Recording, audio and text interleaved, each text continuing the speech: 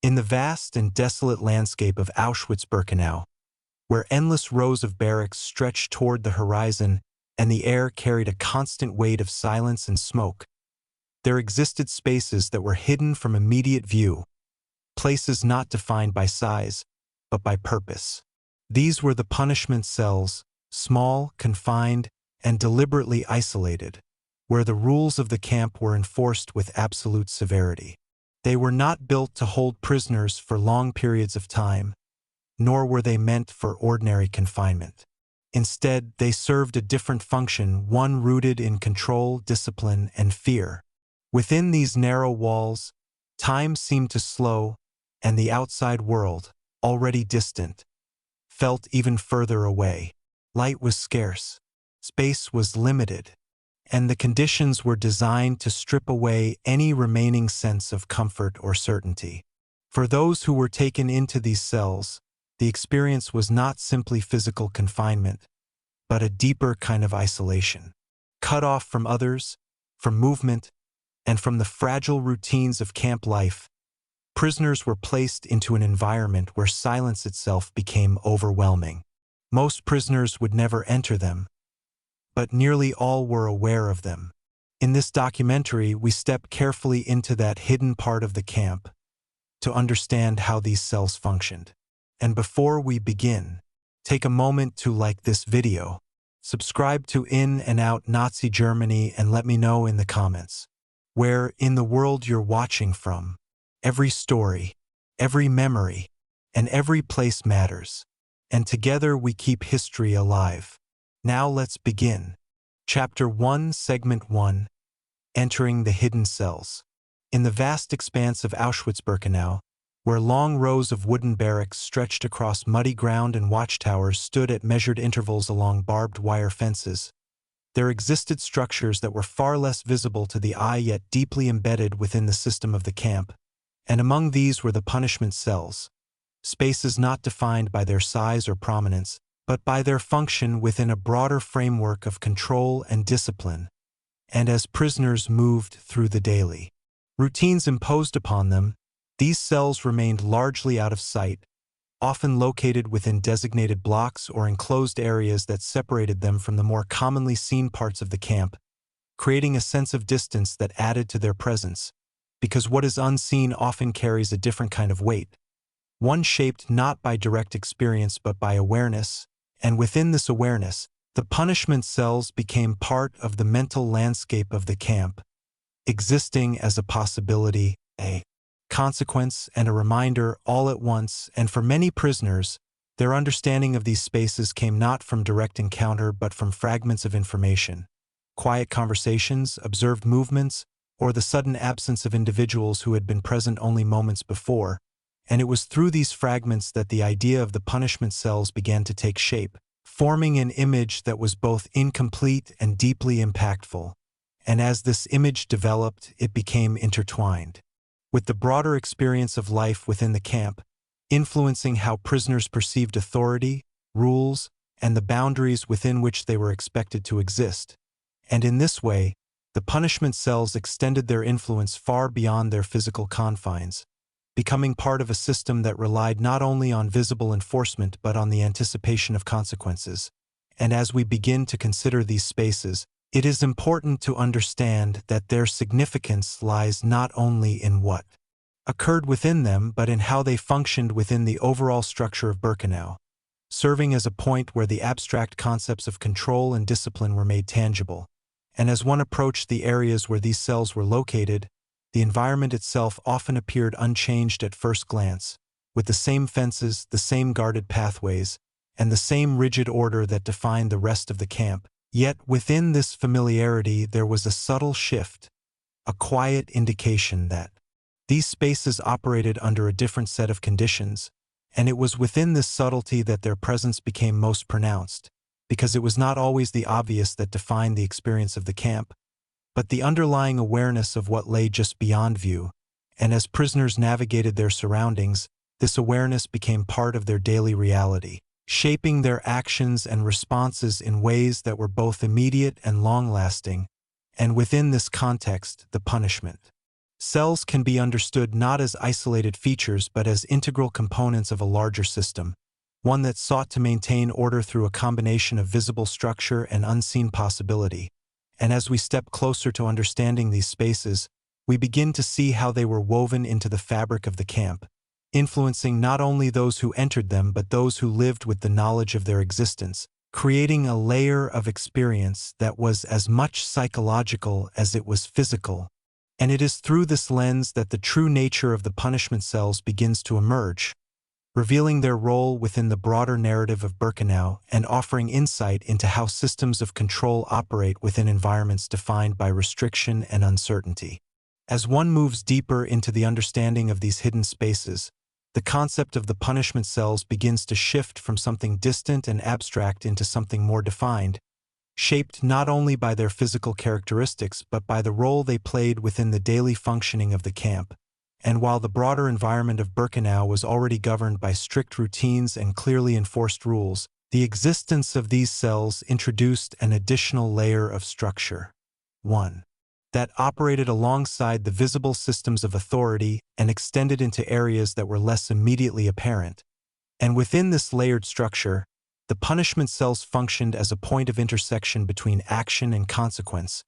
where the expectations placed upon prisoners were reinforced through the presence of spaces designed specifically to address deviations from those expectations, and this reinforcement did not rely solely on direct experience, as many prisoners would never enter these cells, but rather on the understanding that they existed and that they formed part of the framework within which all actions were interpreted. And as this understanding spread throughout the camp, it contributed to a shared awareness that influenced behavior in subtle but significant ways, creating a dynamic in which the anticipation of consequences became as important as the consequences themselves. And within this dynamic, the punishment cells took on a role that extended beyond their immediate function, becoming part of the broader system of regulation that defined life within Birkenau.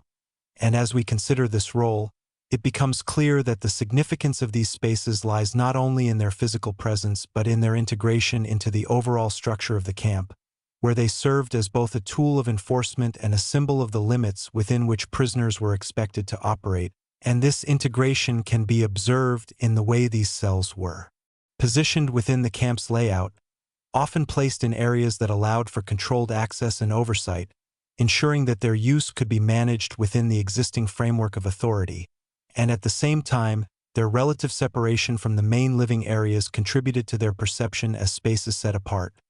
reinforcing the idea that they operated under different conditions and for a distinct purpose. And as prisoners became aware of this separation, it added to the sense of uncertainty that surrounded these cells, as the lack of direct visibility meant that much of what was understood about them was based on inference rather than observation.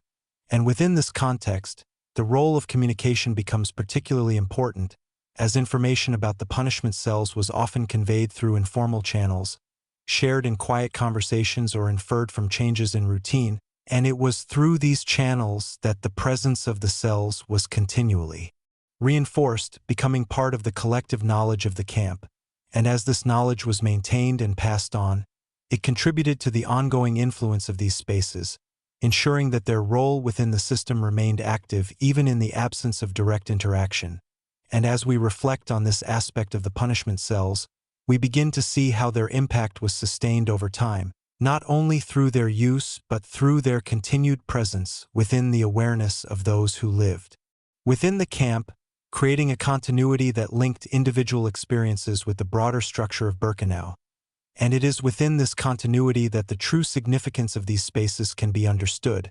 as they reveal the ways in which systems of control extend beyond physical boundaries and into the realm of perception, shaping behavior and experience through a combination of visibility and absence. And as we continue to explore this subject, this understanding will serve as a foundation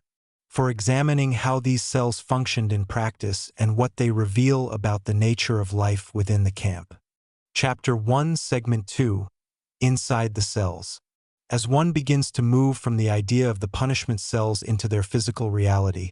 the first impression is not one of scale or complexity, but of confinement, because these spaces were deliberately constructed to be small, enclosed, and isolated from the rest of the camp's environment, and unlike the barracks, which, despite their harsh conditions, contained rows of bunks, shared spaces, and a degree of movement, the punishment cells were defined by limitation, where every aspect of the design served to reduce space, restrict motion, and separate the individual from everything that lay beyond the walls.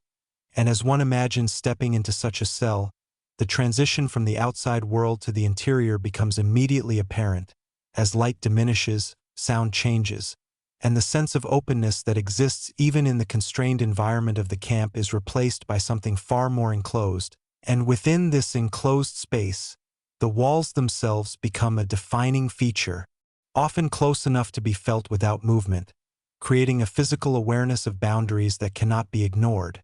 And it is within this awareness that the experience of the cell begins to take shape, not as a single moment, but as a continuous condition, where the limitations imposed by the space remain constant and unchanging. And as time passes within such an environment, the absence of variation becomes one of its most significant characteristics, because unlike the broader camp, where routines, movements, and interactions create a sense of progression, however limited, the punishment cells offer very little in the way of change, and it is this lack of change that contributes to the perception of time itself, as moments begin to blend together, and the distinction between 1 hour and the next becomes less clear. And within this setting, the role of light becomes particularly important, as the presence or absence of illumination shapes the way in which the space is perceived.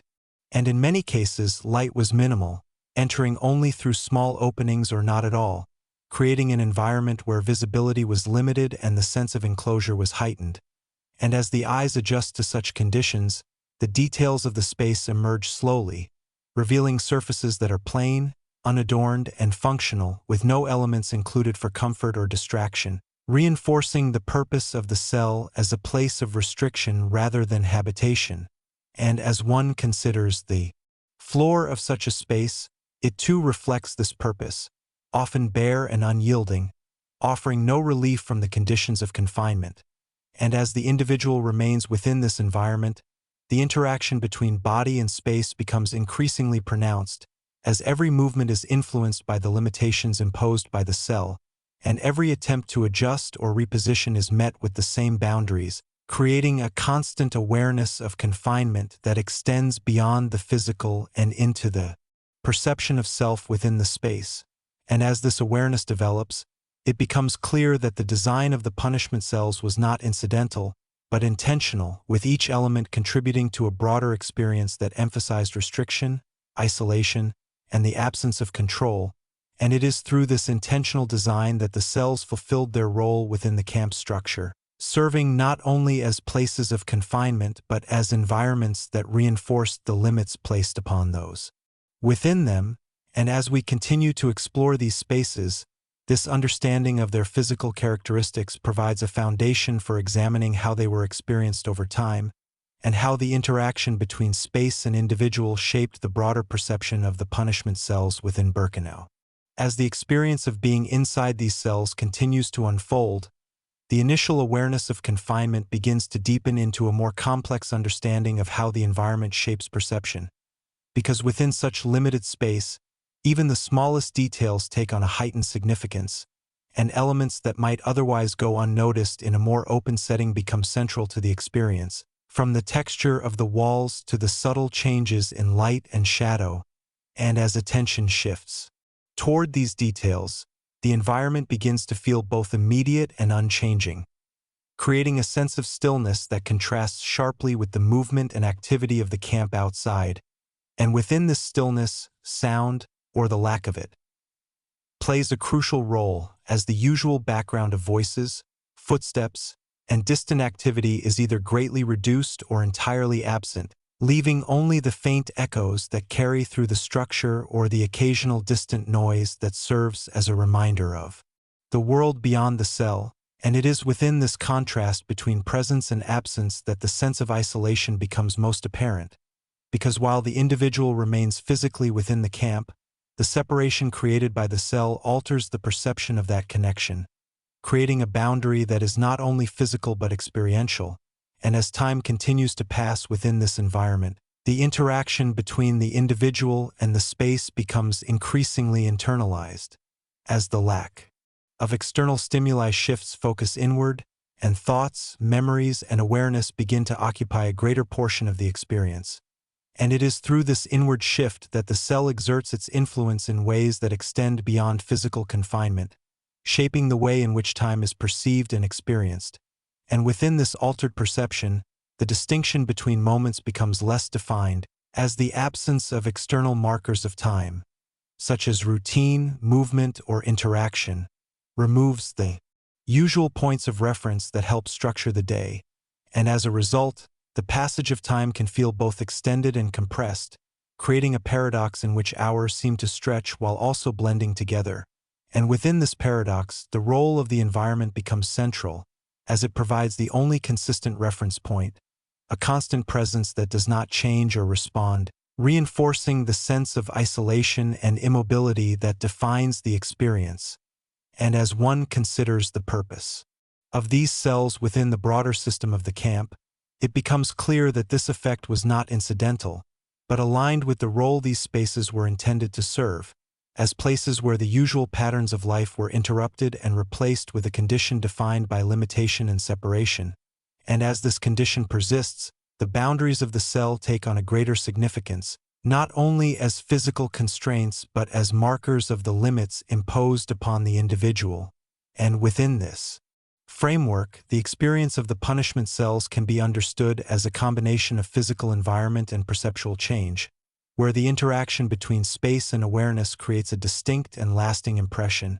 And as we reflect on this interaction, it becomes evident that the significance of these spaces lies not only in their design but in the way that design shapes experience, influencing how individuals perceive themselves, their surroundings, and the passage of time. And it is through this understanding that we begin to see the punishment cells not simply as confined spaces, but as environments that alter perception in profound ways, contributing to their role within the broader structure of Birkenau and offering insight into how controlled environments can shape human experience. Chapter 1, Segment 3, Purpose and Function. As the physical reality of the punishment cells becomes clearer, the next step in understanding their role within Birkenau lies in examining why they existed and how they were integrated into the broader structure of the camp. Because these spaces were not random additions or isolated features, but deliberate components of a system designed to regulate behavior, enforce rules, and maintain a particular form of order within an environment already defined by strict control. And within this system, the punishment cells functioned as a point where authority was made tangible, where the abstract idea of consequence was given a physical form that could be understood and anticipated, and as prisoners moved through their daily routines, lining up for roll calls, performing assigned labor, navigating the limited and highly structured spaces available to them, the presence of these cells existed as an underlying factor, shaping not only what they did but how they thought about what they did. And it is within this subtle influence that the true function of the punishment cells begins to emerge, because their impact was not limited to those who entered them, but extended outward to affect the behavior of the broader population, creating a dynamic in which the anticipation of confinement played a role in maintaining compliance. And as this anticipation became part of the collective awareness of the camp, it contributed to a system that relied as much on perception as it did on direct enforcement. And within this framework, the punishment cells can be understood as part of a layered approach to control, where visible authority, guards, fences, routines, was complemented by the presence of spaces that reinforced the boundaries of acceptable behavior. And as one considers how these layers interacted, it becomes clear that the effectiveness of the system depended on their integration, on the way each element supported and reinforced the others, creating a cohesive structure that extended throughout the camp. And within this structure, the punishment cells occupied a specific and significant position, serving as a point where deviations from expected behavior were addressed in a manner that reinforced the overall framework. And as such, their use was not arbitrary, but aligned with the rules and expectations that governed life within Birkenau, reflecting a system in which actions were closely monitored and responses were structured to maintain consistency. And as Prisoners became aware of this consistency. It contributed to a sense of predictability within the otherwise uncertain environment of the camp, where the consequences of certain actions were understood, even if the broader conditions remained unpredictable. And it is within this interplay between predictability and uncertainty that the role of the punishment cells becomes particularly significant, because while the camp as a whole was marked by instability and hardship, the presence of clearly defined consequences introduced a different kind of order, one that shaped behavior through a combination of expectation and experience. And as this order was maintained, the punishment cells served not only as places of confinement but as symbols of the system itself, representing the boundaries within which prisoners were expected to operate and reinforcing those boundaries through their continued presence and use. And as we consider this role, it becomes evident that the punishment cells were an integral part of the camp's structure, not because of their size or visibility, but because of the function they served within the broader system. And it is through this understanding that we begin to see how these spaces contributed to the overall dynamics of Birkenau, shaping both individual experiences and collective behavior in ways that extended far beyond their physical confines. As we look more closely at how the punishment cells functioned in practice, it becomes clear that their role within the camp was closely tied to the mechanisms through which rules were communicated, enforced, and reinforced, creating a system in which the relationship between action and consequence was continually emphasized. And within this system, the process of enforcement did not always require direct interaction with the punishment cells themselves, because their presence alone was often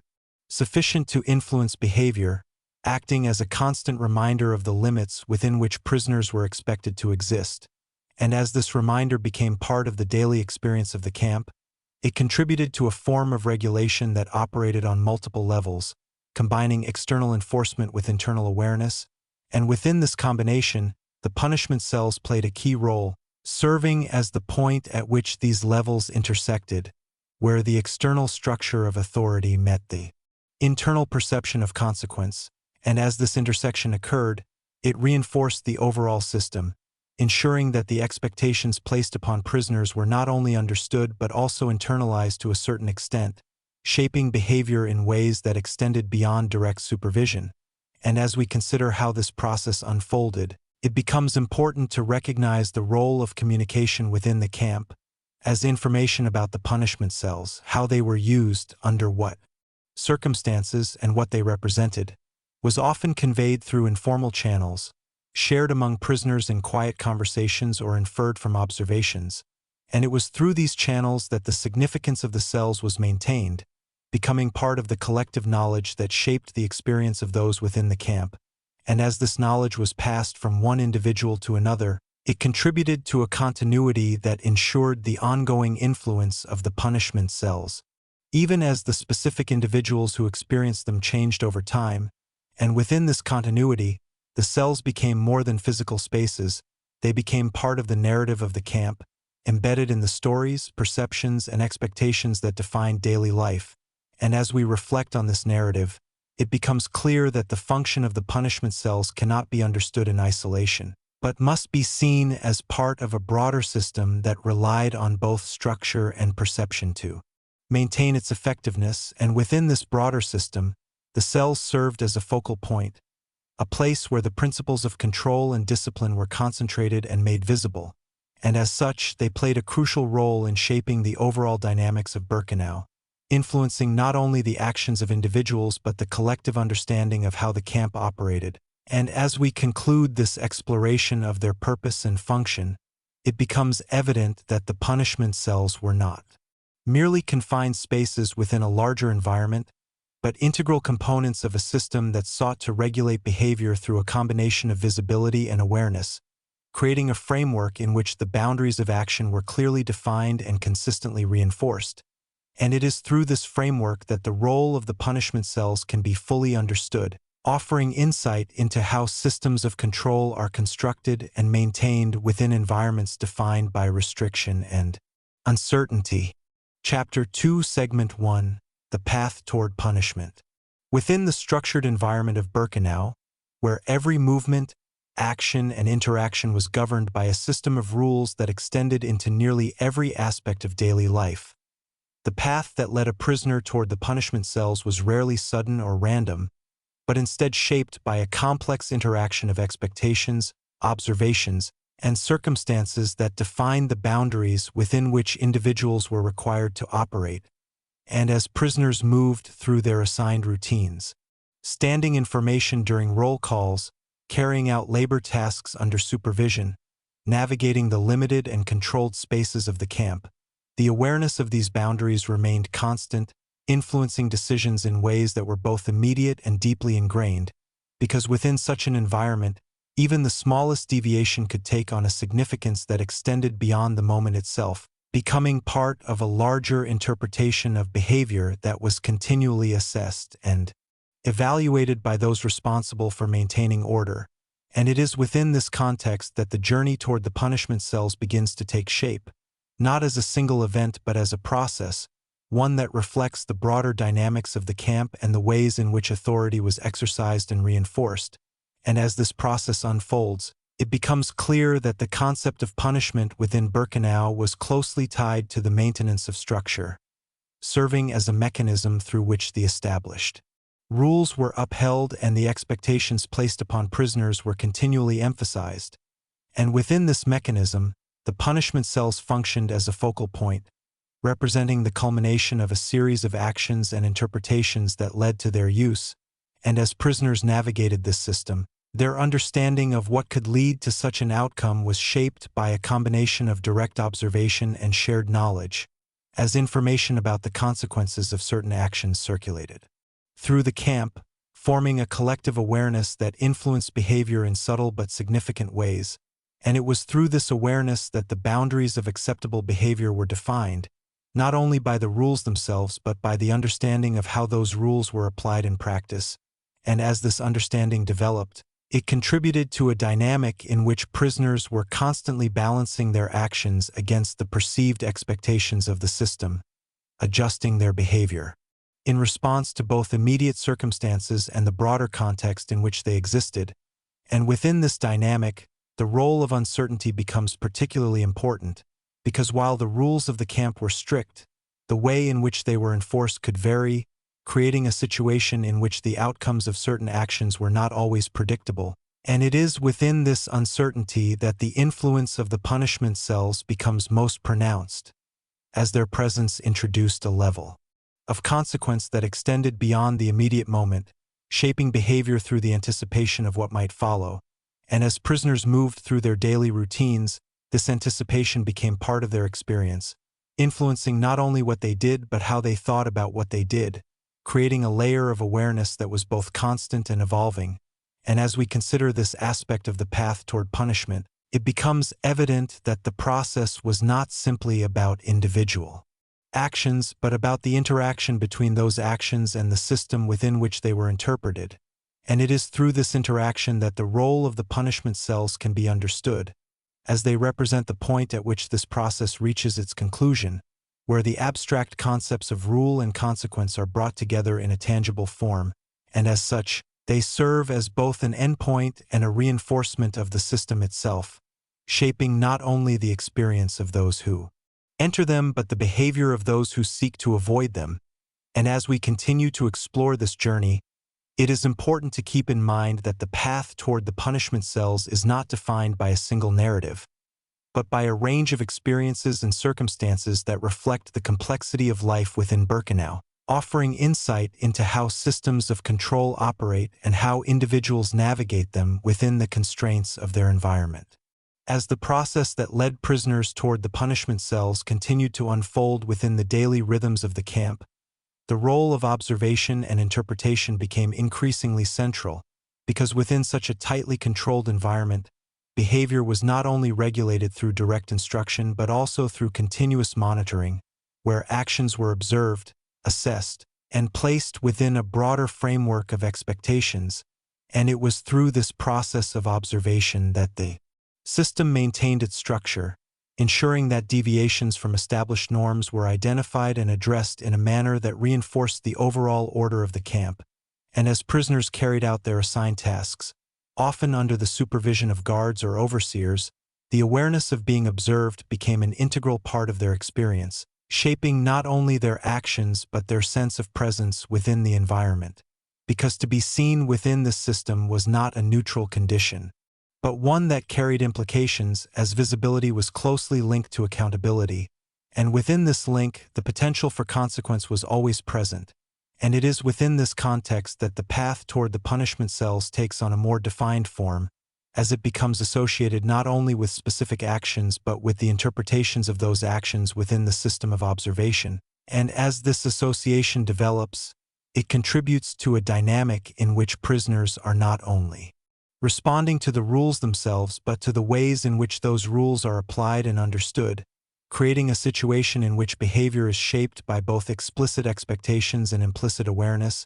And within this dynamic, the concept of escalation becomes particularly relevant, because the movement toward the punishment cells often reflects a progression, where actions are interpreted within a sequence that leads from minor deviations to more significant consequences. And as this progression unfolds, it reinforces the structure of the system, demonstrating how the relationship between action and consequence is maintained over time. And as prisoners become aware of this progression, it influences their perception of risk, shaping their decisions in ways that reflect both immediate needs and longer-term considerations. And within this interplay between perception and action, the punishment cells serve as a point of reference,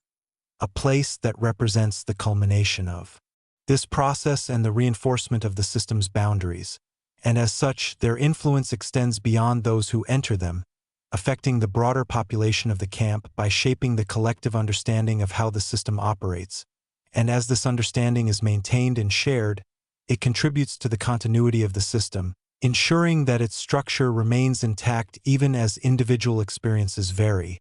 And as we reflect on this aspect of the path toward punishment, it becomes clear that the journey to the punishment cells is not defined solely by individual actions, but by the interaction between those actions and the system of observation and interpretation within which they are placed. And it is through this interaction that the role of the punishment cells can be fully understood, as they represent not only a response to behavior but a reinforcement of the framework within which that behavior is evaluated,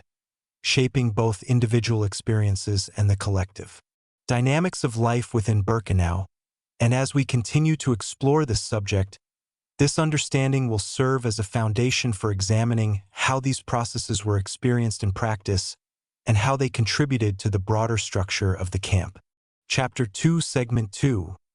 Being taken inside. At the moment when the path toward the punishment cells shifted from possibility into reality, the experience for a prisoner changed in ways that were both immediate and deeply disorienting, because what had previously existed as an idea, something understood through awareness and observation, became a direct and personal encounter. And within this transition, the structure of the camp revealed another layer of its design, one that was not always visible during the routines of daily life but became clear in moments where authority was exercised in a more focused and deliberate manner.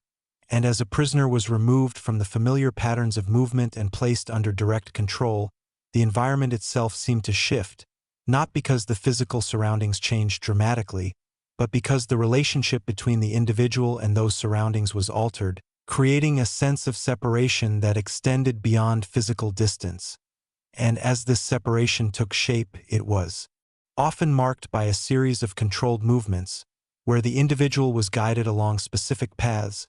away from the open areas of the camp and toward more enclosed and restricted spaces. And within these movements, the awareness of direction became less about navigation and more about transition, as the prisoner moved from one state of experience to another, leaving behind the shared environment of the barracks and entering a space that was defined by isolation and limitation. And as this process unfolded, the role of time began to change as well, because the sequence of events, though structured and deliberate, could feel both rapid and extended, with each moment carrying a heightened sense of significance. And it is within this heightened awareness that the experience of being taken toward the punishment cells begins to take on its distinct character, shaped by the combination of movement, observation, and anticipation.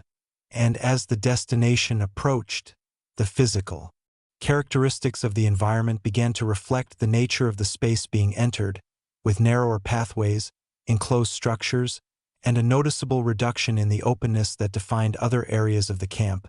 And it was within this change in environment that the presence of the punishment cells became more immediate, as the abstract idea gave way to a tangible reality. And as the individual reached the point of entry, the transition from outside to inside marked a clear boundary. 1. That separated the shared experience of the camp from the isolated condition of the cell, and within this boundary, the sense of control became more concentrated, as the systems that governed the camp were applied in a more focused and direct manner, reinforcing the purpose of the space and the role it played within the broader structure. And as the individual crossed this threshold, the experience of the punishment cells began in earnest, not as a continuation of the outside environment, but as a distinct and separate condition, one that was defined by its own set of characteristics and constraints. And as we consider this moment of transition, it becomes clear that the act of being taken into the punishment cells was not simply a change in location, but a shift in experience, where the interaction between individual and environment was redefined in ways that would shape the perception of both space and time. And it is through this shift that the significance of the punishment cells becomes most apparent, as they represent a point where the broader system of the camp is concentrated into a single, controlled environment, offering insight into how authority is exercised and experienced within such a setting. As the experience of being taken into the punishment cells continued beyond the initial moment of entry, the reality of the environment began to assert itself more fully, shaping the perception of the individual in ways that were both immediate and evolving, because once inside, the transition from movement to stillness became one of the defining features of the experience, as the structured progression that had led to the cell was replaced by a condition of confinement where movement was limited and the focus shifted inward, and within this shift, the absence of external reference points became increasingly noticeable, as the usual markers of the camp, voices, activity, and the constant presence of others, were either greatly reduced or entirely removed, creating an environment where the individual was left with only the immediate surroundings as a point of awareness. And as this awareness developed, the interaction between the individual and the space took on a different quality, one that was defined by the constraints of the cell and the lack of variation within it. And it is within this lack of variation that the experience of time began to change, as the progression of moments was no longer structured by routine or interaction, but by the internal perception of duration, which could feel both extended and indistinct, creating a sense of continuity that blurred the boundaries between one moment and the next. And as this altered perception of time took hold, the environment itself became the primary reference point, with the walls, floor, and limited light serving as constant elements that defined the experience. And within this constancy, the sense of isolation became more pronounced, not only because of the physical separation from others, but because of the absence of the shared experiences that characterized life outside the cell. And as this absence was felt, it contributed to a deeper awareness of the separation between the individual and the broader environment of the camp, reinforcing the distinct nature of the punishment cells as spaces set apart from the rest of Birkenau. And as we consider how this experience unfolded over time, it becomes clear that the act of being taken into the punishment cells was not a single event but the beginning of a process, one that continued to shape perception and experience long after the initial transition had occurred. And within this process, the role of the environment remained central, as the physical characteristics of the cell interacted with the individual's awareness to create a condition that was both consistent and evolving. And as this interaction continued, it contributed to the overall impact of the punishment cells, not only as places of confinement but as environments that influenced the way in which individuals perceive themselves, their surroundings, and the passage of time. And as we reflect on this stage of the journey, it becomes evident that the experience of being taken into the punishment cells reveals important insights into how controlled environments can shape human perception, demonstrating the ways in which space, isolation, and the absence of external stimuli can combine to create a distinct and lasting impression. And it is through this understanding that we begin to see the punishment cells not simply as physical spaces, but as integral components of a system that sought to influence behavior and perception through the deliberate design and application of controlled conditions. Chapter 2, Segment 3, Time Inside the Cells.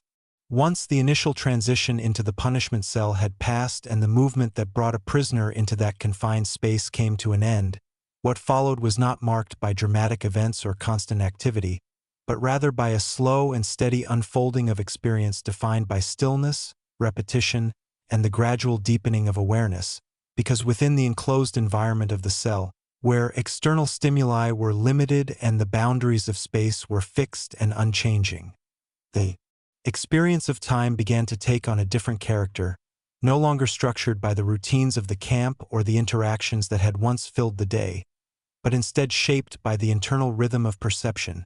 where moments could stretch and compress in ways that made it difficult to distinguish between one period and another.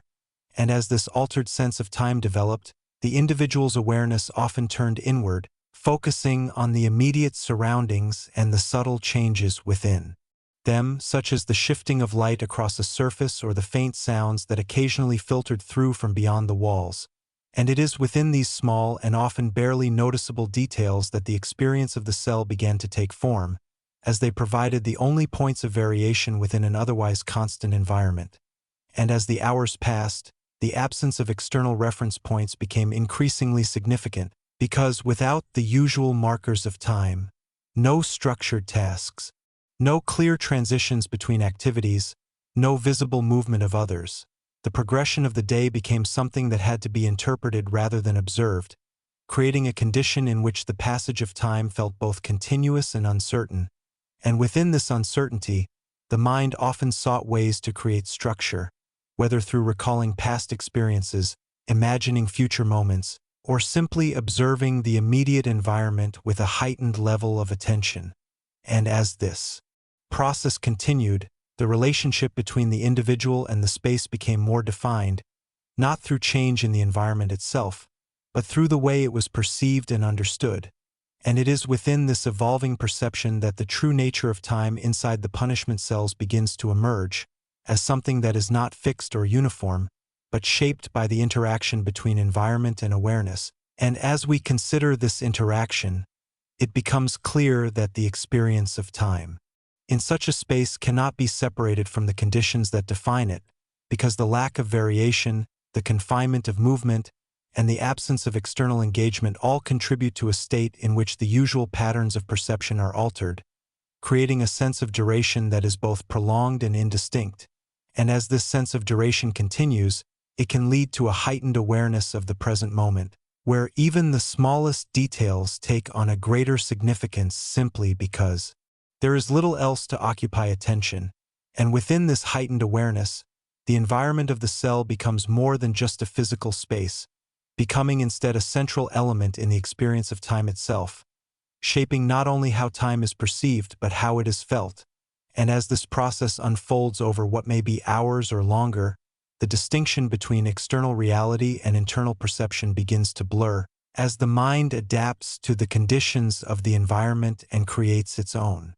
sense of continuity within the confines of the space. And it is through this adaptation that the experience of time inside the punishment cells reveals its deeper complexity, showing how human perception can shift in response to controlled conditions, and how the absence of change can itself become a defining feature of experience. And as we reflect on this aspect of life within the cells, it becomes evident that time was not merely something that passed,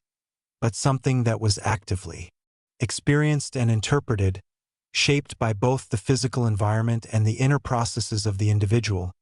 creating a unique and deeply immersive condition that defined the duration of confinement in ways that extended beyond the measurable and into the perceptual. As time continued to pass within the confined environment of the punishment cell, the experience began to develop further layers, not through changes in the physical surroundings, which remained largely constant, but through the evolving relationship between the individual and the conditions of confinement, because as the initial awareness of the space settled into a more sustained presence, the mind often adapted by seeking patterns, rhythms, or points of focus that could provide some sense of continuity within an otherwise unchanging environment. And it is within this process of adaptation that the experience of time took on an additional dimension, one that was shaped by the interplay between perception and environment, as the individual attempted to create a framework through which the passing of moments could be understood.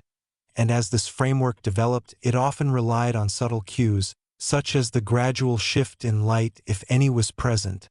or the faint and distant sounds that occasionally broke the silence, each of which served as a reminder that time was indeed moving forward,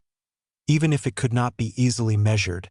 And within this awareness, the concept of duration became less about counting or marking specific intervals and more about experiencing a continuous flow, where each moment blended into the next in a way that made the passage of time feel both extended and indistinct. And as this sense of flow continued, the boundaries between past, present, and future could begin to soften, as the lack of external markers made it difficult to anchor experience within a clear timeline, and instead, the focus remained on the immediate present, which became the central point of awareness. And within this present, the environment of the cell maintained its influence, shaping perception through its constancy and its limitations. And as the individual remained within this space, the interaction between mind and environment continued to evolve, creating a dynamic in which the experience of time was not static but continuously shaped by the conditions of confinement. And it is through this ongoing interaction that the deeper effects of the punishment cells can be understood, not as sudden or dramatic changes, but as gradual shifts in perception that developed over time, influencing how individuals experienced both their surroundings and themselves. And as this process unfolded, it also highlighted the role of isolation as a defining factor, because the absence of interaction with others removed a key element of shared experience, leaving the individual to rely on internal processes as the primary means of engagement. And within this reliance, the mind often became more active in its attempts to create meaning, structure, or continuity, even in the absence of external input. And as this internal activity continued, it contributed to the overall experience of time within the cell, shaping not only how long the confinement felt, but how it was understood and remembered. And as we consider this stage of the experience, it becomes clear that time inside the punishment cells was not simply a measure of duration, but a complex and evolving condition that reflected the interaction between environment, perception, and adaptation, offering insight into how human awareness responds to controlled and unchanging surroundings, and how the absence of variation can itself become a powerful influence on the way time is experienced. And as this understanding develops, it provides a deeper perspective on the role of the punishment cells within the broader structure of Birkenau, showing how they functioned not only as places of confinement but as environments that shaped perception in ways that extended beyond the immediate moment, leaving an imprint on the experience of those who passed through them, and contributing to the overall system through which control and structure were maintained. Chapter 3, Segment 1, The Mind in Confinement. As the experience of confinement within the punishment cells continued beyond the initial stages of adjustment, what began to emerge more clearly was not simply the presence of physical limitation, but the gradual transformation of the inner landscape of the individual, because in an environment where external movement was restricted and sensory input was minimal, the mind itself became the primary space in which experience unfolded. And it is within this shift that the true depth of confinement began to reveal itself, not as something imposed solely from the outside, but as a condition that reshaped perception from within. And as hours extended into longer stretches of time, the absence of external engagement created a situation in which thought, memory, and awareness took on a heightened role, filling the spaces that would otherwise be occupied by interaction and activity. And within this inward turn, the mind often moved through a series of phases, not in a rigid or predictable sequence, but in a fluid and evolving manner, where moments of clarity could be followed by periods of abstraction, and where the boundaries between memory and imagination could begin to soften, creating a sense of continuity that was shaped more by internal processes than by the external environment. And as this internal focus deepened, the relationship between the individual and their surroundings became increasingly mediated by perception, because the cell itself, though unchanged in its physical form, could be experienced in different ways depending on the state of awareness, at times feeling defined and immediate, and at other times receding into the background as the mind became absorbed in its own processes. And it is within this dynamic that the experience of confinement took on its most complex dimension, as the physical and the mental began to interact in ways that were both subtle and profound, shaping not only how the environment was perceived, but how the individual understood their place within it. And as this process unfolded, the role of memory became particularly significant, because in the absence of new experiences, the mind often turned to what had come before, revisiting moments from the past with a level of detail and intensity that might not have been possible under ordinary circumstances. And within these recollections, there was often a sense of movement, a contrast to the stillness of the present, as the mind reconstructed scenes, voices, and sensations that provided a form of engagement within the confines of the cell. And yet, at the same time, these memories could also highlight the distance between past and present, reinforcing the awareness of confinement even as they offered a temporary sense of escape. And as this interplay between memory and awareness continued, it contributed to a layered experience in which the mind was both anchored to the present and extended into the past, creating a sense of depth that contrasted with the physical limitations of the environment. And it is within this layered experience that the mind's capacity for adaptation becomes evident,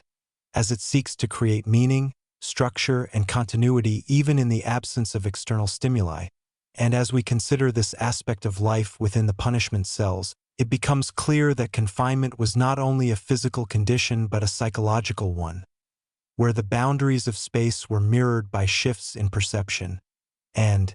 where the inner world of the individual became a central component of the overall experience, shaping how time was felt, how space was understood, and how the self was perceived within the constraints of the environment. And as this understanding develops, it provides a deeper insight into the nature of confinement itself, showing how it operates not only through restriction, but through the transformation of awareness, creating a condition in which the mind becomes both the space of experience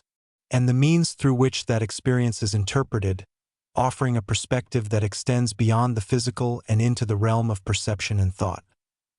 As the mind continued to operate within the confined environment of the punishment cell, adapting to the absence of external stimulation and the constancy of the surroundings, another dimension of the experience began to take shape, one that was defined by the ways in which individuals attempted to maintain a sense of continuity and coherence within their own awareness, because in a setting where the usual structures of time, interaction, and activity were largely absent, the mind often sought to create its own forms of organization, developing internal rhythms or patterns that could provide a sense of progression, even in the absence of external change. And it is within this effort to create structure that the adaptability of human perception becomes particularly evident, as individuals drew upon a range of mental processes such as recalling sequences of events, repeating familiar thoughts, or focusing on specific aspects of the environment, to establish a sense of order within the unchanging conditions of the cell. And as these processes were repeated over time, they could begin to form a kind of internal routine, one that existed independently of the external world and provided a framework through which the passage of time could be experienced. And within this framework, the mind often balanced between engagement and withdrawal, at times becoming deeply focused on a particular thought or memory, and at other times settling into a more passive state of awareness, where attention drifted and the boundaries of perception became less distinct. And it is within this shifting balance that the experience of confinement continued to evolve, shaped by the interplay between active and passive states of mind. And as this interplay unfolded, it also highlighted the importance of attention as a central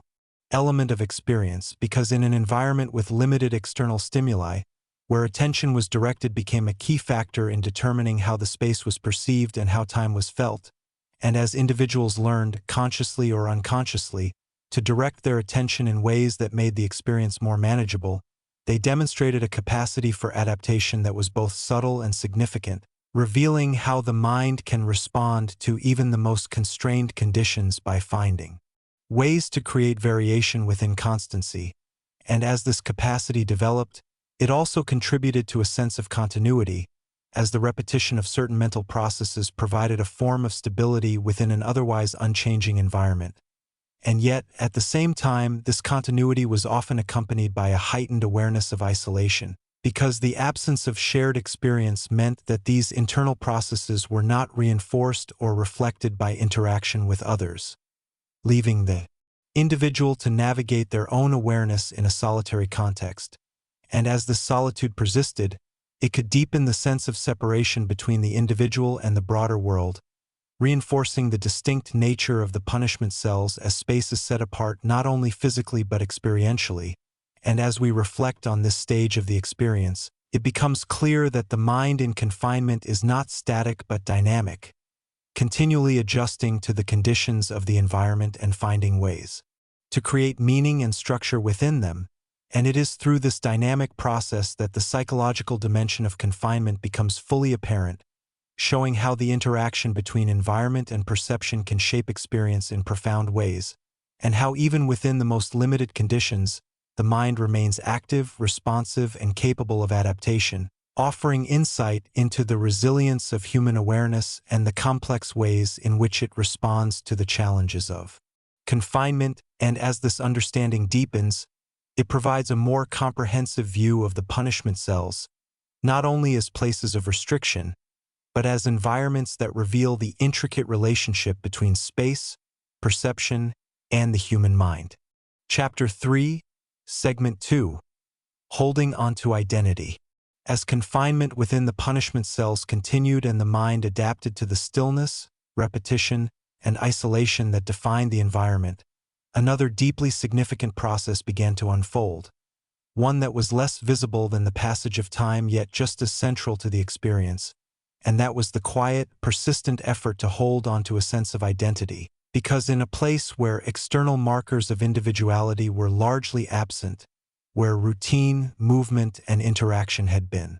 stripped away, the question of who one was became something that existed almost entirely within the mind itself. And it is within this inward space that identity had to be maintained, not through outward expression, but through memory, awareness, and the continued recognition of the self as something distinct and continuous. And as the hours extended into longer durations, the absence of familiar roles, whether they had once been defined by work, relationships, or daily habits, created a condition in which identity was no longer reinforced by the outside world, leaving it to be sustained internally. And within this condition, the mind often turned to recollection as a way of preserving continuity, revisiting moments, names, places, and experiences that had once formed the structure of everyday life. And as these memories were recalled, they served not only as reminders of the past, but as anchors for the present, helping to maintain a sense of connection between who the individual had been and who they continued to be, even within the confines of the cell. And it is through this process that identity became something active rather than passive, something that had to be continually reaffirmed through thought and awareness. And as this reaffirmation took place, it often involved a careful balancing between memory and presence, because while recalling the past could provide a sense of continuity, it could also highlight the contrast with the present, making the conditions of confinement more apparent. And within this balance, individuals developed their own ways of engaging with memory, sometimes focusing on specific details that could be revisited repeatedly, and at other times allowing thoughts to move more freely, creating a flow of recollection that provided a form of engagement within the stillness of the environment.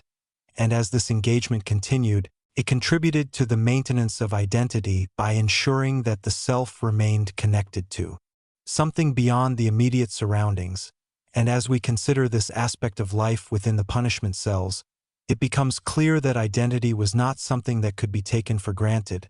but something that required effort to sustain, shaped by the interaction between memory, awareness, and the conditions of confinement. And it is within this interaction that the resilience of the human mind becomes particularly evident, as individuals found ways to preserve a sense of self even in an environment that offered little external support for doing so. And as this process unfolded over time, it revealed the importance of continuity in shaping identity, showing how the ability to connect past and present could provide a foundation for maintaining a sense of self, even when the external conditions were designed to limit expression and variation. And as this understanding deepens, it offers a more nuanced perspective on the experience of confinement, highlighting not only the challenges it presented, but the ways in which individuals responded to those challenges by drawing upon their internal resources, creating a sense of identity that persisted despite the constraints of the environment, and in doing so, demonstrating that even within the most limited conditions, the awareness of self could remain a central and defining aspect of experience. As the effort to maintain identity continued within the confines of the punishment cell, the process began to take on additional layers, shaped not only by memory and recollection, but by the ways in which individuals engaged with their own thoughts in the present moment, because in the absence of external interaction, the internal dialogue of the mind often became more pronounced, providing a space in which identity could be explored, reinforced, and at times redefined. And it is within this internal dialogue that the sense of self found another means of continuity, as individuals reflected on their experiences, considered their circumstances, and sought to understand their place within the environment in which they found themselves. And as this reflection unfolded, it often involved a deliberate effort to maintain clarity of thought, to keep the mind engaged and active in ways that could counter the monotony and stillness of the surroundings. And within this effort, the act of thinking itself became a form of presence, a way of affirming that the individual remained aware, responsive, and connected to their own consciousness. And as this awareness was sustained, it contributed to the preservation of identity by ensuring that the self remained an active participant in the experience, rather than becoming absorbed or diminished by the conditions of confinement. And as the days or hours continued, this internal engagement could take many forms, from structured reflection to more spontaneous streams of thought, each of which provided a way of interacting with the present moment. And through this interaction, the individual maintained a sense of agency, even within the constraints of the environment. And it is within this sense of agency that another dimension of identity emerged, one that was defined not only by who the individual had been, but by how they chose to respond to their current circumstances. And as this dimension developed, it highlighted the role of perception in shaping identity, because the way in which the environment was interpreted and understood could influence how the self was experienced. And as individuals found ways to frame their experience in terms that allowed for continuity, meaning, or even simply awareness, they demonstrated a capacity to engage with their circumstances in a manner that preserved their sense of self. And as we reflect on this aspect of the experience, it becomes evident that identity within the punishment cells was not static or fixed, but dynamic and evolving, shaped by the interplay between memory, thought, and perception. And as this interplay continued, it revealed the depth and complexity of the human mind's response to confinement, showing how even in the absence of external reinforcement, the sense of self could be sustained through internal processes that provided continuity and meaning. And as this understanding develops further, it offers a deeper insight into the nature of identity itself, highlighting its resilience and adaptability in the face of challenging conditions, and demonstrating that even within the most restricted environments, the awareness of self can remain a central and enduring aspect of human experience, shaped not only by what is present, but by what is remembered, imagined, and understood within the mind. Chapter 3, Segment 3: Shifts in Perception and Reality.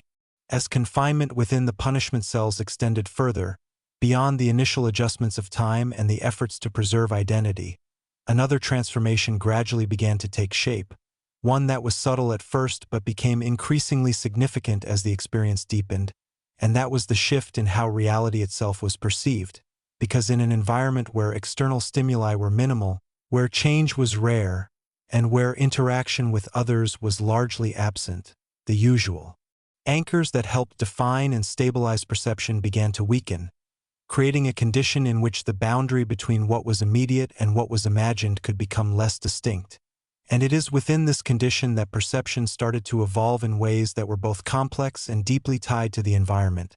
as the mind adapted to the lack of external input by becoming more attuned to its own internal processes, and as this attunement increased, thoughts, memories, and impressions could take on a heightened presence, sometimes feeling as vivid and immediate as the physical surroundings.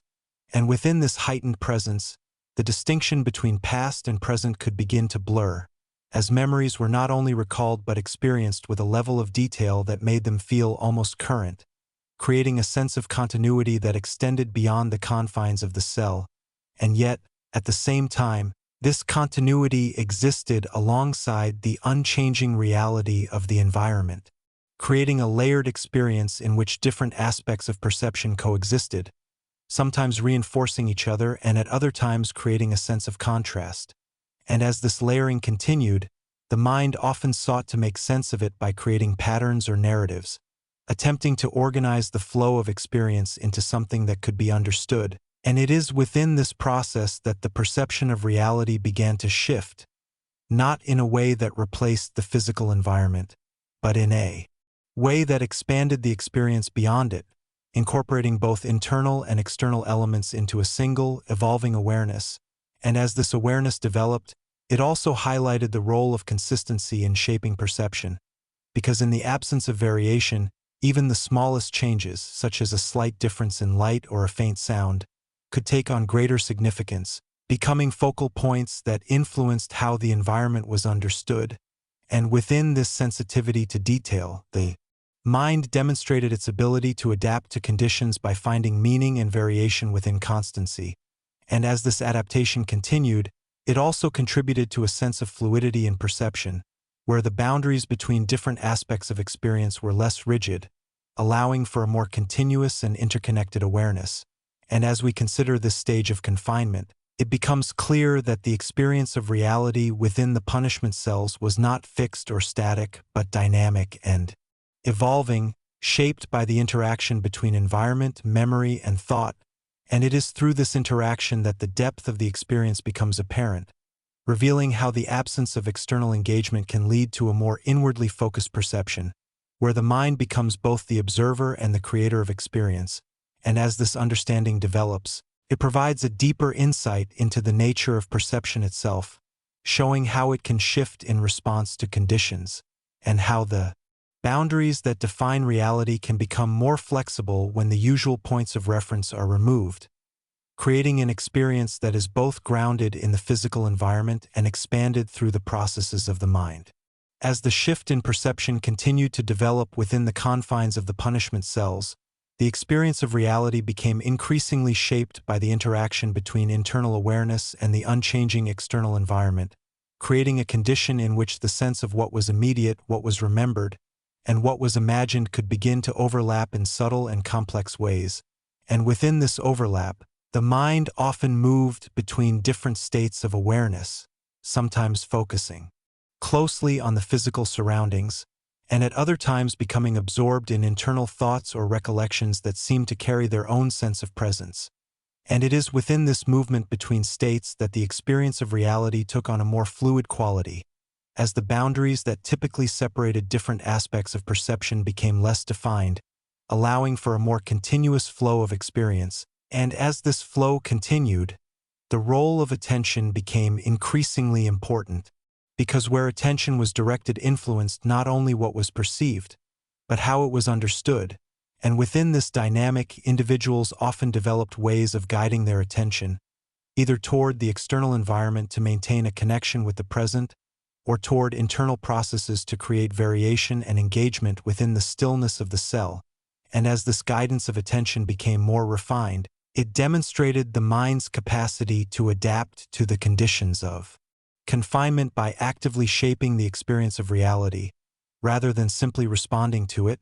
And as this active engagement continued, it also contributed to a sense of continuity, as the individual maintained a consistent awareness of their own presence within the environment, even as the nature of that environment remained unchanged. And within this continuity, the sense of self remained connected to the experience, providing a stable point of reference within the fluidity of perception. And as we reflect on this aspect of confinement, it becomes evident that the experience of reality within the punishment cells was not diminished, but transformed, shaped by the interaction between the limitations of the environment and the adaptability of the mind, and as this transformation unfolded, it revealed the complexity of human perception, showing how it can adjust to conditions by creating new ways of organizing and understanding experience, and how even in the absence of external variation, the mind can generate a sense of movement and continuity through its own processes, and as this understanding deepens, it provides a broader perspective on the nature of confinement, highlighting not only the constraints it imposes, but the ways in which individuals respond to those constraints by engaging with their own awareness in ways that preserve a sense of reality, even as its boundaries shift. And as this exploration continues, it becomes clear that the punishment cells were not only places where physical movement was restricted, but environments in which perception itself was reshaped, offering insight into the profound ways in which the human mind interacts with its surroundings, and how that interaction can define the experience of reality under conditions of isolation and stillness. Chapter 4, Segment 1: The Design of Confinement. As the focus shifts from the internal experience of confinement to the physical structure that shaped it, the punishment cells of Birkenau reveal themselves not simply as enclosed spaces, Bhutto's environments deliberately defined by their dimensions, materials, and spatial limitations, and itis within these physical characteristics that the broader intentions of their design can be understood, because every aspect of the space, from its size to its construction, contributed to the overall experience of confinement in ways that extended beyond mere function. And as one considers the layout of these cells, what becomes immediately apparent is the reduction of spacito, its most minimal form, where the available area was carefully limited, creating an environment in which movement was inherently restricted, and within this restriction, the relationship between the individual and the space became more pronounced, as the boundaries of the cell were not distant or abstract, but immediate and constant, shaping perception through their proximity and their unchanging presence. And as the walls enclosed the space on all sides, they established a clear and definitive separation between inside and outside, reinforcing the sense of isolation that defined the experience.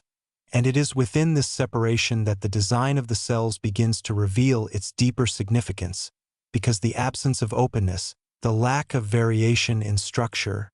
and the uniformity of materials all contributed to a sense of continuity that left little room for distraction or change. And as this continuity persisted, it shaped not only how the space was perceived, but how it was experienced over time, creating an environment in which the physical characteristics of the cell became central to the overall experience. And as we consider the materials used in the construction of these cells, their solidity and permanence become evident, as they provided a structure that was both durable and unyielding, reinforcing the sense of enclosure through their physical presence. And within this solidity, the interaction between the individual and the environment took on a particular quality, where touch, sight, and awareness were all influenced by the consistent and unchanging nature of the surroundings. And as the individual remained within this space, the repetition of these sensory inputs contributed to a heightened awareness of the environment, as there were few variations to divert attention. And it is within this heightened awareness that the design of the cell becomes more than just a physical arrangement, becoming instead an active element in shaping perception. And as this shaping continues over time, it reveals how the design of space can influence experience in subtle yet profound ways, guiding attention, limiting movement, and reinforcing the boundaries that define the environment. And as we reflect on the structure of the punishment cells, it becomes clear that their design was not incidental, but integral to their function, creating a space in which confinement was not only enforced but experienced in a way that was consistent and unchanging. And as this understanding develops, it provides a foundation for exploring how the physical characteristics of the cells interacted with the psychological processes we have already examined, showing how space and perception are interconnected, and how the design of an environment can shape the way it is experienced over time, offering insight into the relationship between physical structure and human awareness within conditions of confinement. As the physical structure of the punishment cells continues to be examined in greater detail,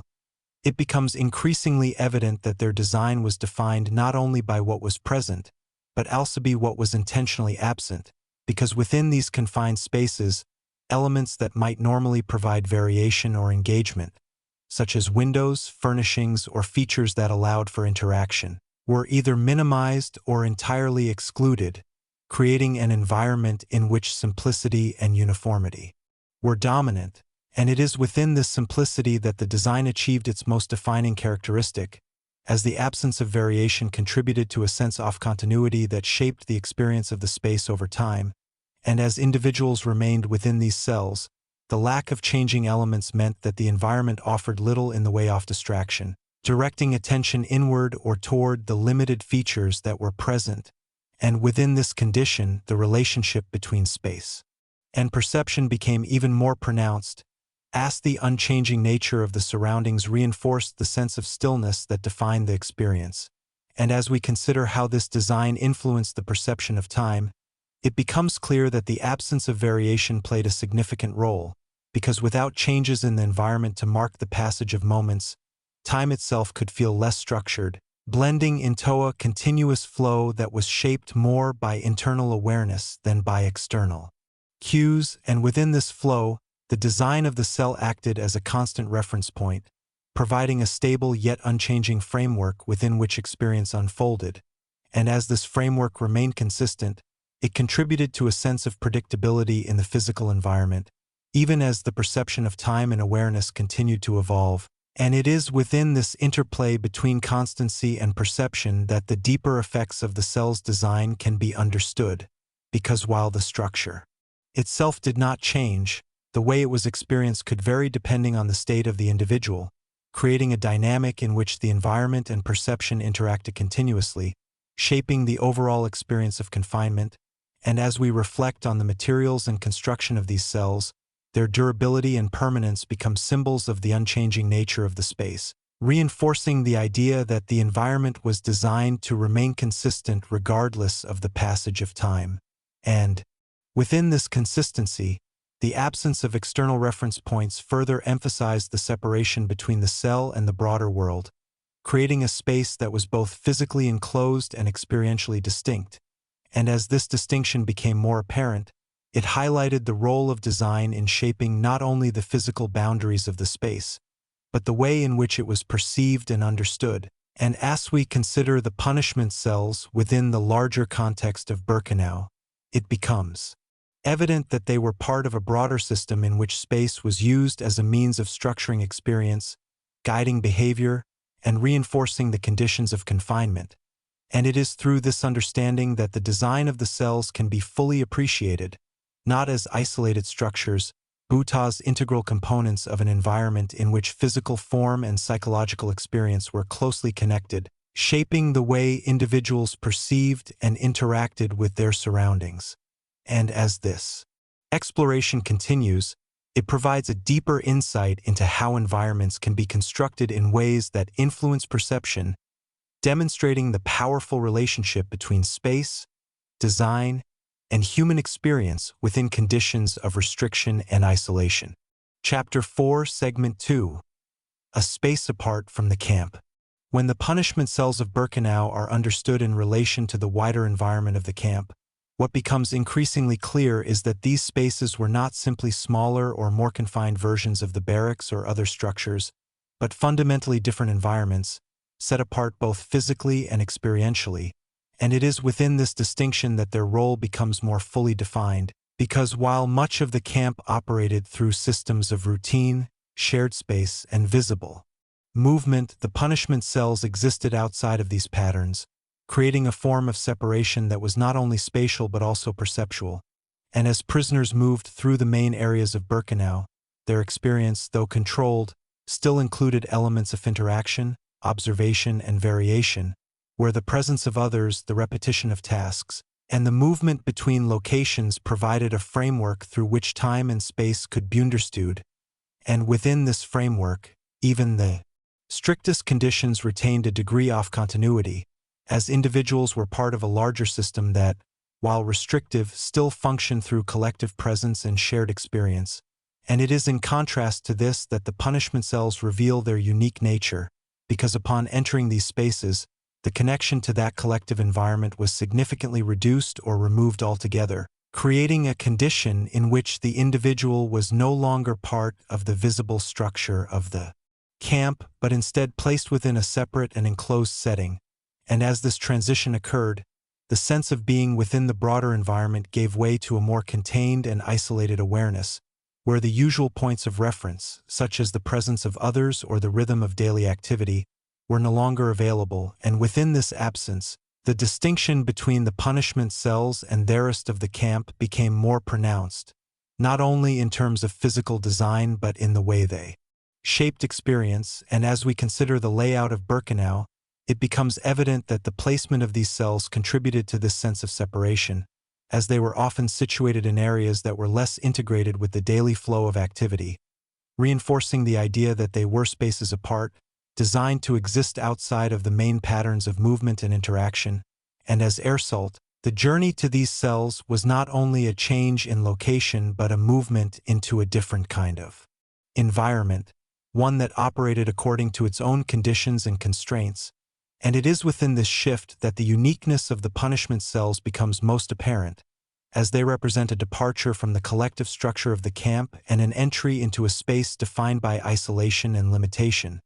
And as this understanding develops, it highlights the role of contrast in shaping perception, because the experience of the punishment cells cannot be fully understood without considering how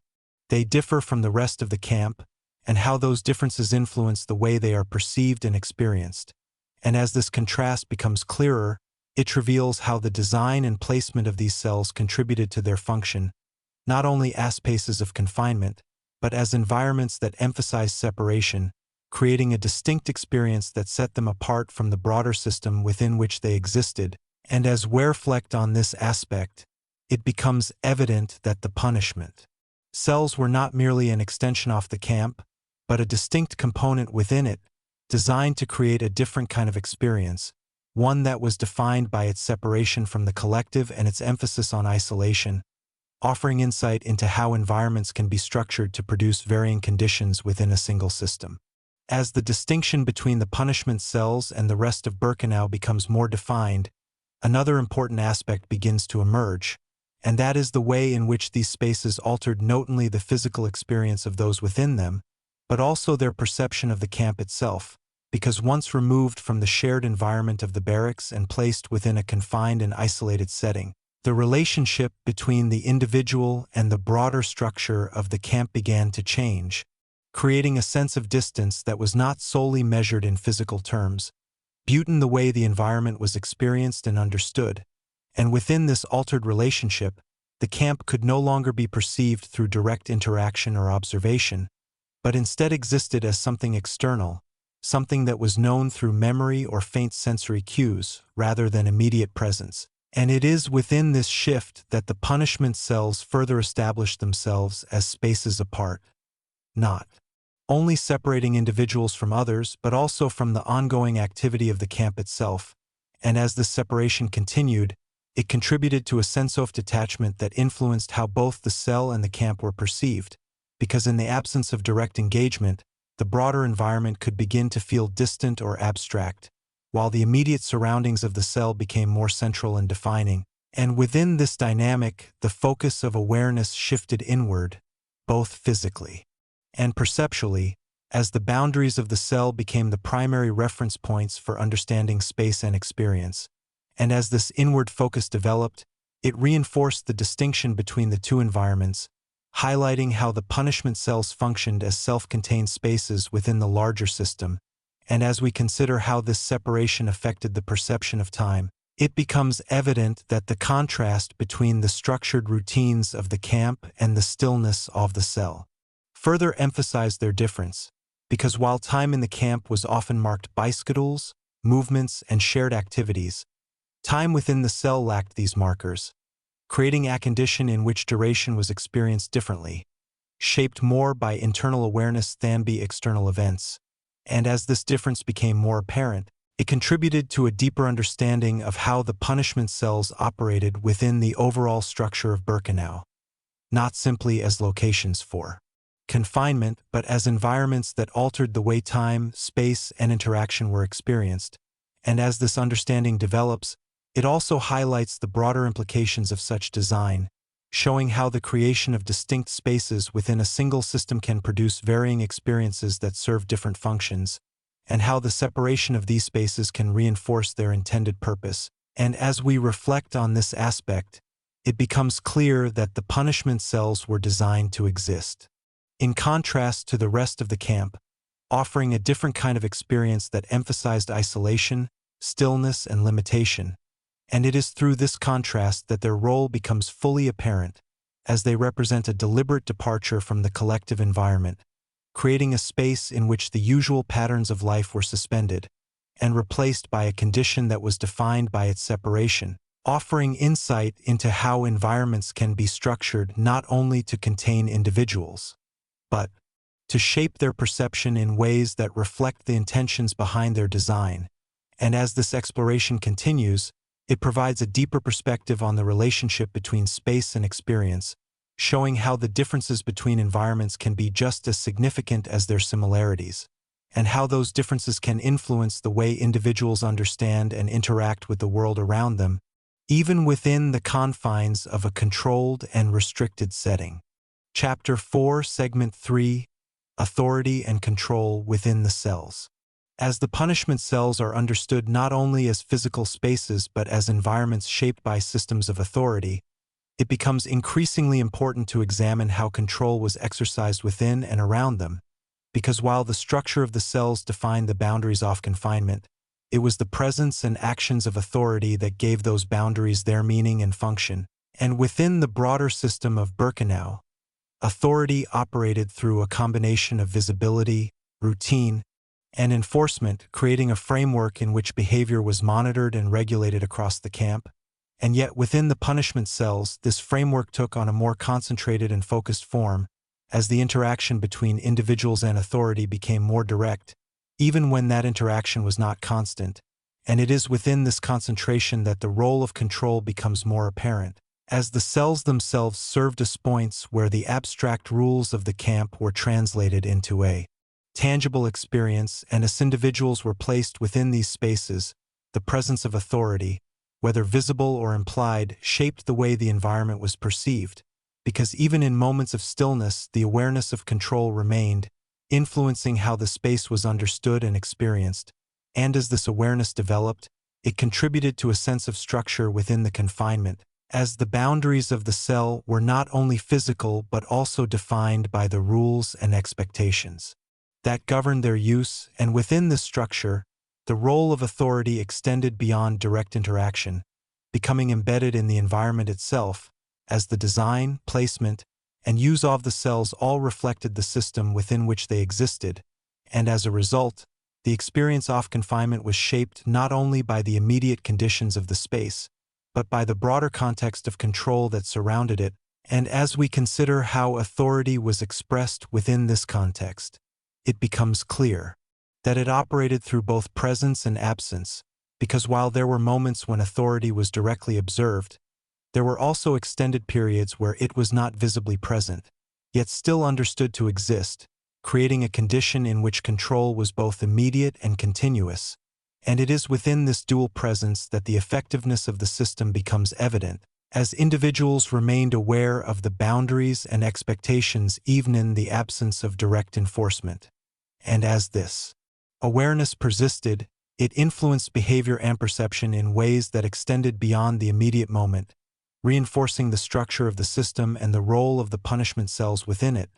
And as we reflect on this aspect of confinement, it becomes evident that the relationship between authority and environment is central to understanding how these spaces functioned, because the cells were not isolated from the system of control, but rather an extension of it, designed to embody and reinforce the rules that govern the camp. And as this understanding develops, it provides a deeper insight into how authority can be expressed through space, shaping not only actions but perceptions, and creating an environment in which control is experienced as both a physical and psychological condition, influencing how individuals understand their surroundings and their place within them. As the interaction between authority and the punishment cells continued to shape the experience of confinement, another important dimension becomes apparent, and that is the way in which control was maintained through consistency and predictability, because within an environment where the boundaries were clearly defined and the expectations firmly established, the system relied not only on moments of direct enforcement, but on the ongoing reinforcement of its structure through repetition and continuity, and it is within this consistency that the role of authority becomes both stable and pervasive, as the environment itself reflects the order and rules that define it, creating a sense of coherence that influences how individuals perceive and respond to their surroundings. And as prisoners experience the punishment cells, the regularity of the conditions, the unchanging structure, the limited variation, and the defined boundaries contributed to a sense of predictability that reinforced the presence of control even in the absence of visible authority, and within this predictability, the relationship between individual and environment became more clearly defined, as the lack of variation reduced uncertainty, making the conditions of confinement more consistent and therefore more easily understood, and as this understanding developed, it contributed to the overall effectiveness of the system, because the predictability of the environment ensured that the rules and expectations remained constant, reducing the need for continuous direct enforcement and allowing the structure of the space itself to play a central role in maintaining control. And as we consider how this dynamic influenced perception, it becomes evident that the consistency of the environment created a framework within which experience unfolded, shaping not only how the space was understood, but how time and behavior were perceived within it. And as individuals adapted to this framework, their awareness of the boundaries and expectations became integrated into their experience, reinforcing the presence of authority through familiarity and repetition. And it is within this integration that the deeper influence of control becomes apparent, as it extends beyond external enforcement into the internal understanding of the individual, shaping how they perceive and interact with their surroundings. And as this process continues, it highlights the interconnected nature of authority, environment, and perception, showing how each element contributes to the overall experience of confinement, and how the design and use of the punishment cells supported this relationship by creating a space in which control was both visible and implied, structured and continuous. And as we reflect on this aspect of the system, it becomes clear that the punishment cells were not only places of isolation, but also environments in which the principles of authority were concentrated and reinforced, offering insight into how control can be maintained through a combination of physical design, consistent conditions, and the ongoing interaction between individuals and their surroundings. And as this understanding deepens, it provides a broader perspective on the role of such spaces within the larger context of Birkenau, showing how they contributed to the overall structure of the camp by creating distinct environments that emphasize different aspects of control, and how those environments shaped the experiences of those within them in ways that extended beyond the immediate moment, influencing perception, behavior, and the understanding of authority itself. Chapter 5, Segment 1. Leaving the cells. After a period of confinement within the punishment cells, where time had taken on a fluid and inward-focused character, the moment of leaving that space marked a transition that was both physical and perceptual, because the return to the broader environment of Birkenau did not simply involve stepping out of an enclosed structure, but re-entering a world defined by movement, sound, and shared presence. And as this transition began, it often unfolded gradually, beginning with the subtle shift from stillness to motion, as the boundaries of the cell that had once defined the entirety of experience gave way to a larger spatial awareness. And within this expansion, the individual encountered a change in sensory input that could feel both immediate and layered, a slight sound, and the presence of others reappeared in ways that contrasted with the constancy of the confined space. And it is within this contrast that the significance of the transition becomes most apparent, because what had previously been experienced as a limited and unchanging environment was now replaced by one that, while still controlled, contained variation and movement. And as the individual adjusted to this shift, the perception of space began to expand, with distances that had once seemed abstract now becoming more defined. and with the awareness of surroundings extending beyond the immediate boundaries of a single room. And as this expansion took place, it also brought with it a reintroduction to the structures and rhythms of the camp, where routines, formations, and the movement of others once again provided a framework for understanding time and place. And within this framework, the individual had to adjust to a different kind of awareness, one that balanced the inward focus developed during confinement with the outward attention required to navigate the environment. And as this adjustment unfolded, it often involved a period of observation, where the reintroduction to the broader setting was processed gradually, with each element, whether visual, auditory, or spatial, being integrated into the overall perception of the moment. And it is within this process that the experience of leaving the punishment cells reveals its complexity, because it is not simply a return to a previous state, but the beginning of a new phase of experience, shaped by what has been endured and the way it has influenced perception. And as we consider this transition, it becomes clear that the contrast between confinement and openness plays a central role, because the differences between these environments highlight the ways in which space and structure influence awareness. And as individuals move from one to the other, they carry with them the impressions formed within the cell, which continue to shape how the broader environment is perceived. And as this process continues, it contributes to a layered experience in which past and present coexist. As the memory of confinement remains present even as the individual re-engages with the world outside the cell, and it is through this coexistence that the lasting impact of the punishment cells becomes evident, not as something confined to a specific moment, but as an influence that extends into subsequent experiences, shaping perception in subtle and ongoing ways. And as this understanding develops, it provides a deeper insight into the nature of transition within such environments, showing how the movement between different conditions can reveal the ways in which those conditions affect perception, and how the return to a shared environment does not erase the experience of isolation, but integrates it into a broader context, creating a continuity that connects different phases of experience within the overall structure of the camp. As the transition from the punishment cells into the broader environment of Birkenau continued to unfold, the process of re-engagement with the camp's routines and structures introduced another layer of experience, one that involved not only the reintroduction of sensory and spatial awareness, but also the gradual reorientation to the patterns of movement and interaction that define daily life within the camp. And it is within this reorientation that the individual encountered a shift in rhythm, moving from the stillness and continuity of confinement into a setting where time was once again structured by external events, such as formations, tasks, and the presence of others. And as this shift took place, it required an adjustment in perception, as the internal sense of time developed within the cell had to align with the external schedule of the camp, creating a dynamic in which different experiences of duration were brought into relation with one another. And within this dynamic, the individual's awareness often moved between the present moment and the memory of confinement, as the contrast between these states remained present, influencing how each was perceived.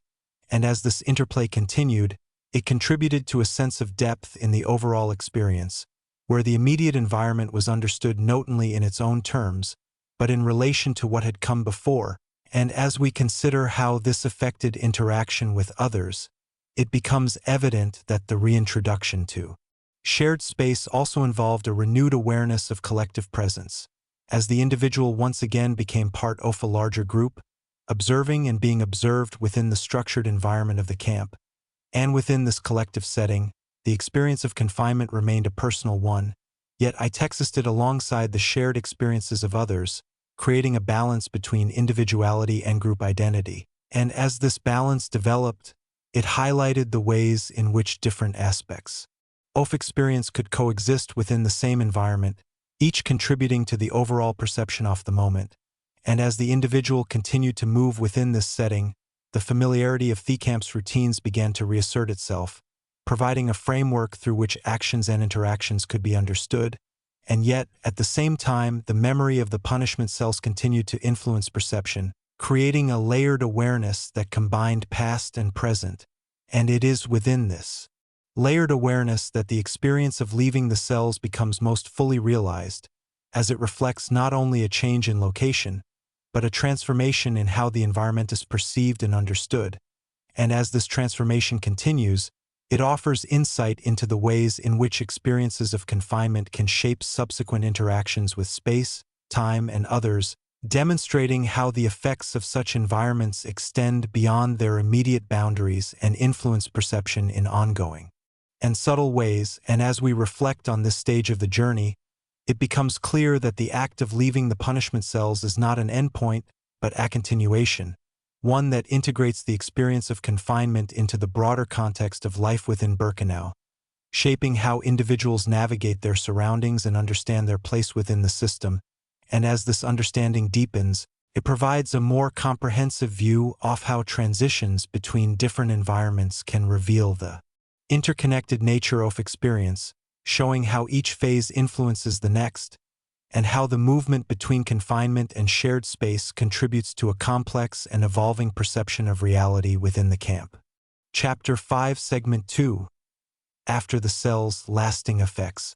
After leaving the punishment cells and re-entering the structured environment of Birkenau, the experience of confinement did not simply remain behind as a completed event, but continued to exist as an ongoing influence, shaping perception, awareness, and interaction in ways that unfolded gradually over time. Because while the physical boundaries of the cell had been left behind, the internal processes that had developed within that space remained present, creating a continuity between the period of confinement and the experiences that followed. And it is within this continuity that the lasting effects of the punishment cells begin to take form, as the individual carried with them not only the memory of the environment, but the altered patterns of perception that had emerged during their time inside. And as they moved once again within the broader structure of the camp, these patterns interacted with the external environment, creating a layered experience in which past and present were closely intertwined. And within this layering, the awareness of space often remained influenced by the memory of confinement, as the openness or movement of the camp was understood in relation to the stillness and limitation of the cell. And as this comparison continued, it shaped how the environment was perceived, highlighting differences that might not have been as noticeable before. And it is through this process that the experience of confinement extended beyond its immediate duration, influencing not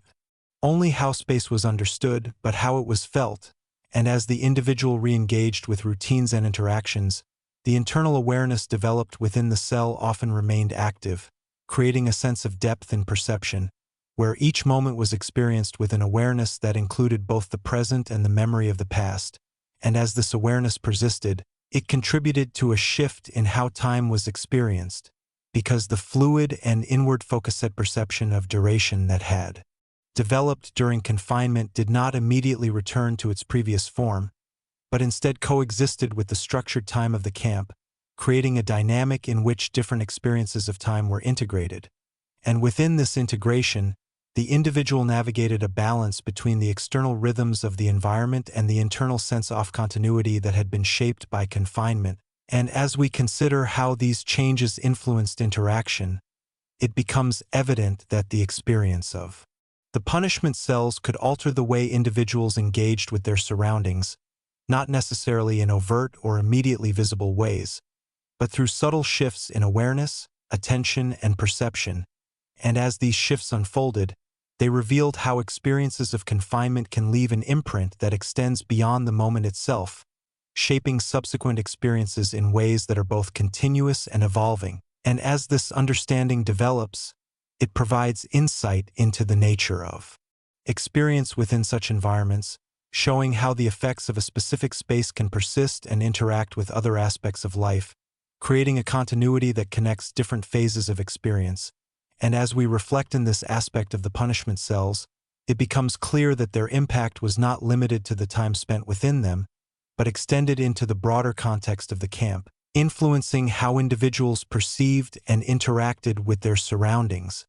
and offering a deeper understanding of how environments can shape awareness in lasting and interconnected ways. As the influence of the punishment cells continued to shape the experiences of those who had passed through them, another dimension of their lasting effect becomes apparent, and that is the way in which they contributed to an ongoing awareness of boundaries, both physical and perceptual, because the experience of confinement, with its clearly defined limits and unchanging conditions, often heightened the individual's sensitivity to the structures that governed the broader environment. And as they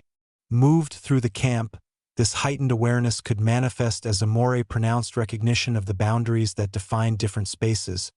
whether in the arrangement of barracks, the formation of groups, or the movement between areas, and within this recognition, the experience of the punishment cells served as a reference point, providing a context through which other spaces were understood,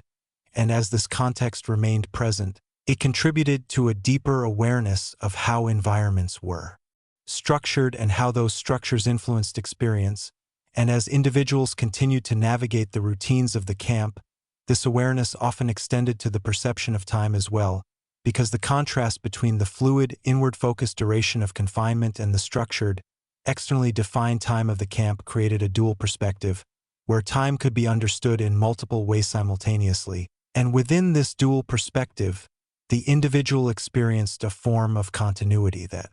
integrated different modes of perception, allowing the memory of confinement to coexist with the present moment. And as this coexistence continued, it also influenced how experiences were remembered and understood, because the presence of past experiences within the present created a layered sense of awareness that added depth to the perception of events. And as we consider how this layering affected the overall experience, it becomes evident that the punishment cells played a role not only in shaping immediate perception, but in influencing the way experiences were integrated over time, creating a continuity that connected different phases of life within the camp.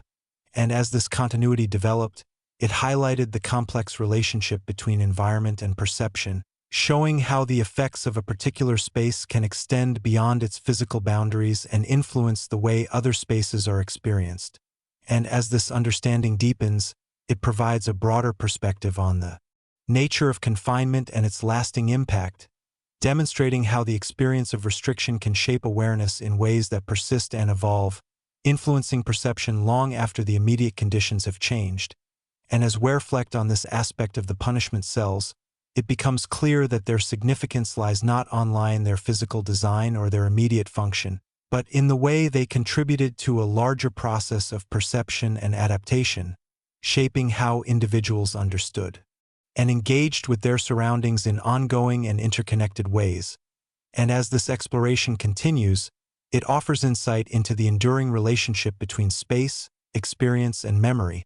showing how each element interacts to create a complex and evolving understanding of the world within the constraints of the camp. Chapter 5, Segment 3: A Symbol Within the Camp. As the experience of the punishment cells is considered within the broader context of Birkenau, their role begins to extend beyond that of a physical space or a location of confinement, becoming instead a symbol that existed within the awareness of the entire camp, shaping perception not only for those who entered them, but also for those who understood their presence from a distance. And it is within this broader awareness that the significance of the cells becomes more fully apparent.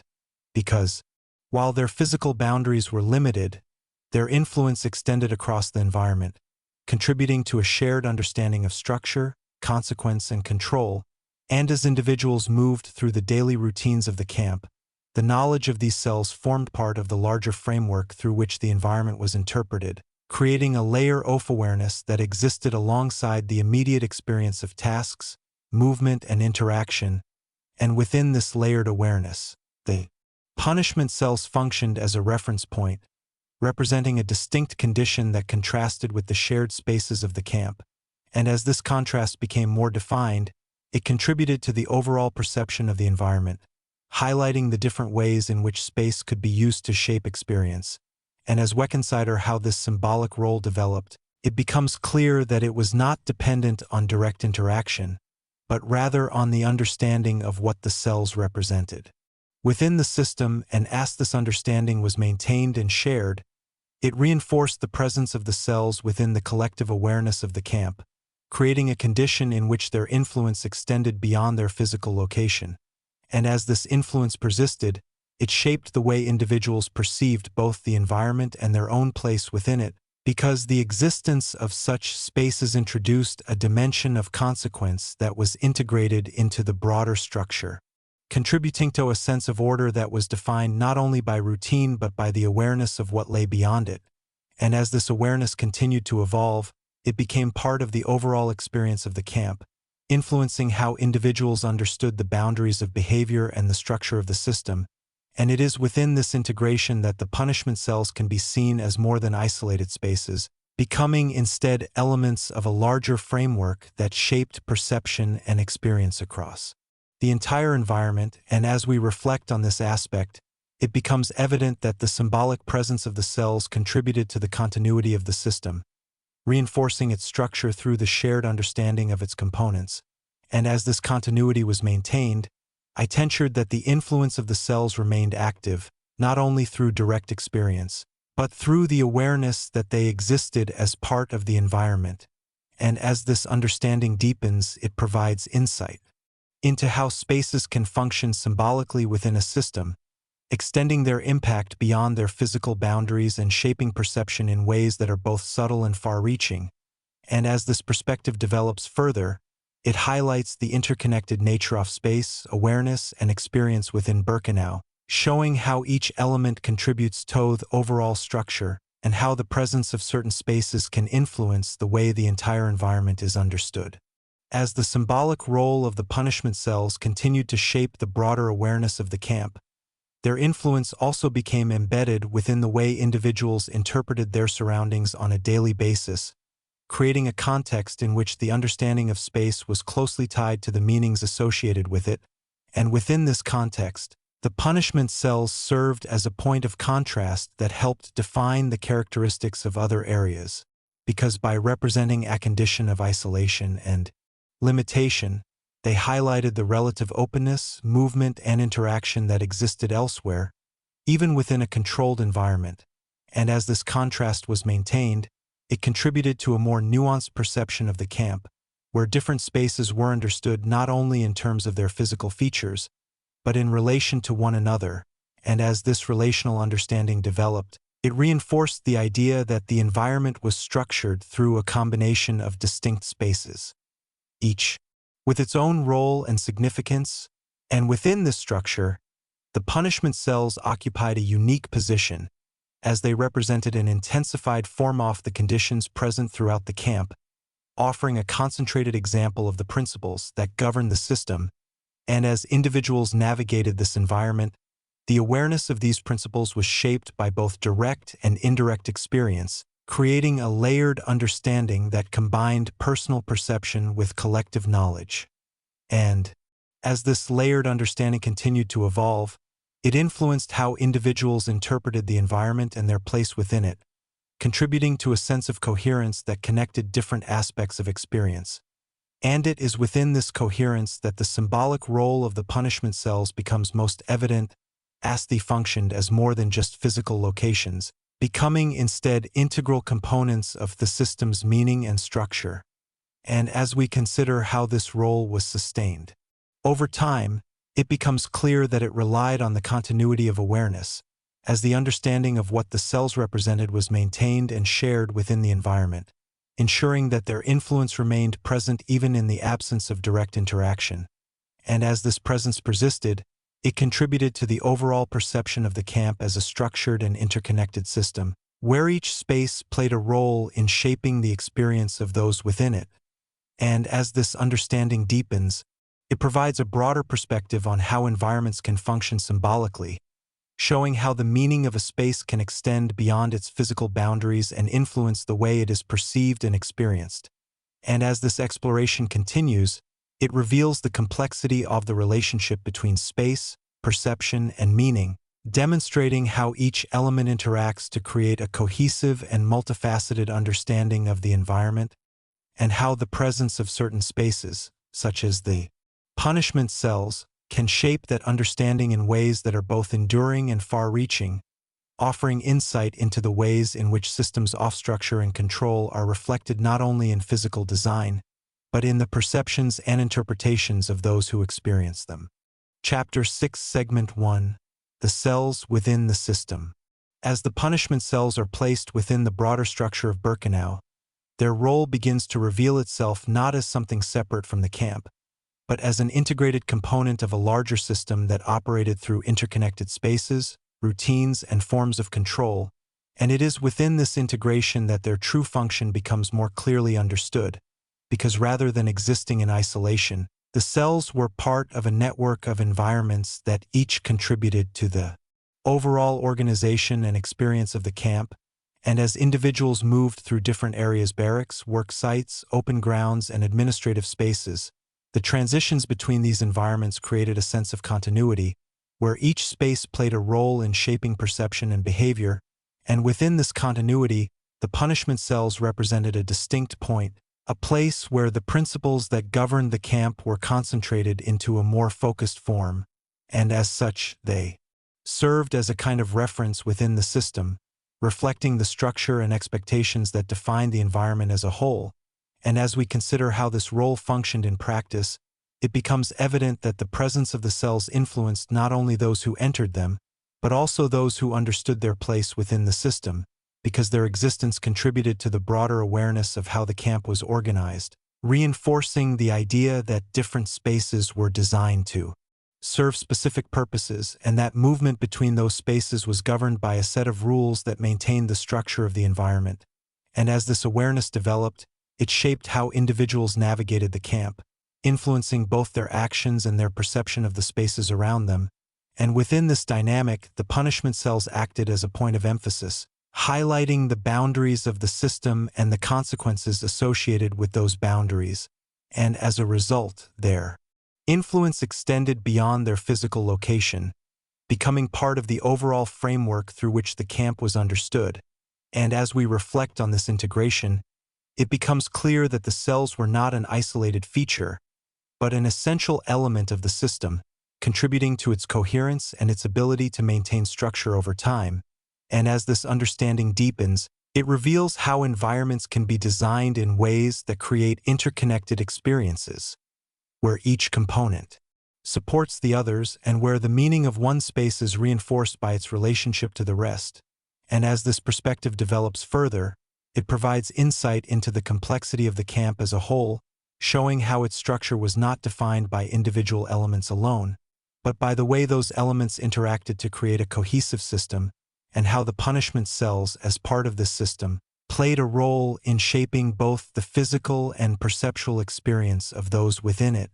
contributing to a broader understanding of how space, structure, and awareness are connected within controlled environments. As the role of the punishment cells within the broader system of Birkenau continues to be examined, another dimension emerges, one that highlights how these spaces contributed to the overall rhythm and organization of the camp. Because within a system that operated through routines and repeated patterns, each environment played a part in maintaining a sense of order, and the punishment cells, though distinct in their function, were integrated into this rhythm through their relationship with other spaces. And as individuals moved between different areas of the camp, the existence of the cells formed part of the underlying structure that influenced these movements, creating a context in which each transition carried meaning.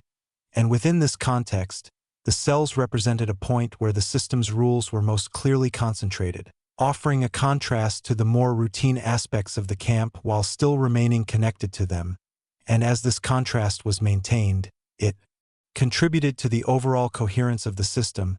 reinforcing the idea that each space had a defined role within the larger framework.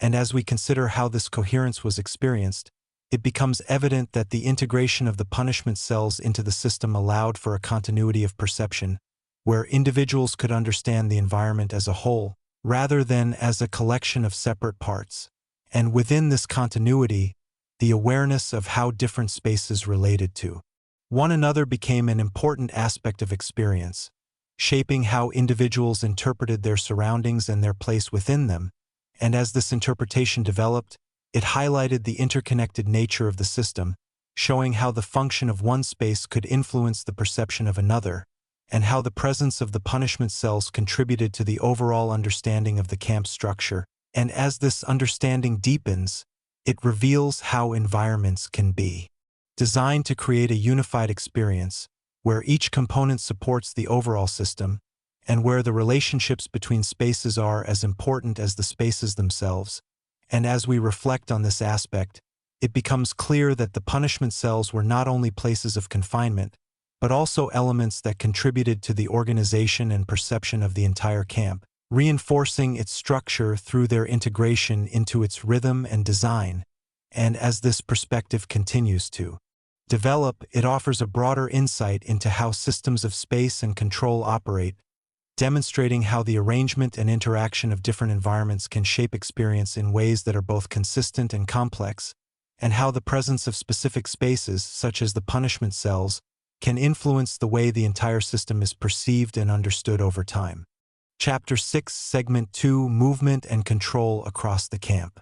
As the broader structure of Birkenau is examined through the lens of movement, what becomes increasingly clear is that the way individuals moved between spaces was not incidental or purely functional, but an essential part of how the system maintained its order and coherence, because within an environment defined by routines, boundaries, and structured interactions, movement itself became a means through which control was expressed and reinforced. And it is within this framework that the punishment cells take on an additional layer of significance, as they were not only destinations within the system, but also points that influenced how movement was perceived and understood across the entire camp. And as individuals moved from one area to another, whether between barracks, work sites, or administrative spaces, the paths they followed and the transitions they experienced were shaped by the organization of the environment, creating a sense of continuity that connected different parts of the camp into a unified whole. And within this continuity, the awareness of where one could go and where one could not became an integral part of experience, as the boundaries that defined each space were reinforced through the act of moving between them, and as this awareness developed, it contributed to a structured perception of the environment, where movement was understood not simply as a physical action, but as something guided by the rules and expectations of the system. And it is within this understanding that the role of the punishment cells becomes more fully integrated, because their existence influenced how individuals perceived the consequences of movement, shaping the way they navigated the camp and interacted with its spaces. And as this influence persisted, it created a dynamic in which movement and control were closely connected, with each transition between spaces reinforcing the structure of the system and the expectations that governed it. And as we consider how this dynamic functioned over time, it becomes evident that the repetition of movement, following the same paths, observing the same boundaries, and engaging with the same routines, contributed to a sense of predictability that supported the overall organization of the camp. And within this predictability, individuals developed an understanding of the environment that was shaped by both direct experience and the awareness of its structure. And as this understanding deepened, it reinforced the role of movement as a central element in maintaining control, demonstrating how the organization of space and the patterns of movement within it can shape perception and behavior in ways that are both subtle and pervasive. And as we reflect on this aspect of the system, it becomes clear that movement within Birkenau was not simply about transitioning from one location to another, but about participating in a structured process that reinforced the boundaries and relationships between spaces. And as this process continued, it highlighted the interconnected nature of the environment, showing how each movement contributed to the overall coherence of the system, and how the presence of specific spaces, such as the punishment cells, influenced the way these movements were understood, creating a layered experience in which space, movement, and control were closely intertwined. And as this perspective develops further, it provides a deeper insight into how environments can be designed to guide behavior through the organization of movement, shaping both the physical and perceptual experience of those within them,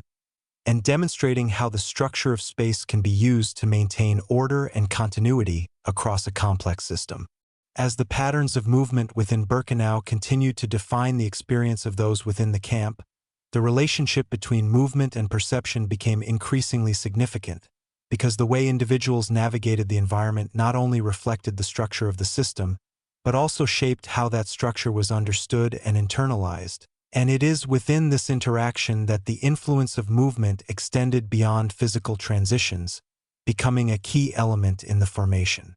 of awareness as each path taken, each boundary observed, and each transition experienced contributed to a cumulative understanding of how the camp functioned, and within this cumulative understanding, the punishment cells maintained their role as a reference point, influencing how individuals perceived the meaning of movement and the consequences associated with it, and as this perception developed, it reinforced the idea that movement was not unrestricted, but guided by a framework that defined what was possible within the environment, and as individuals became more attuned to this framework, their movements often reflected an awareness of these boundaries, demonstrating how the structure of the camp influenced behavior in ways that were both conscious and intuitive, and as this influence persisted, it contributed to a sense of coherence within the system, where the organization of movement supported the overall structure of the environment,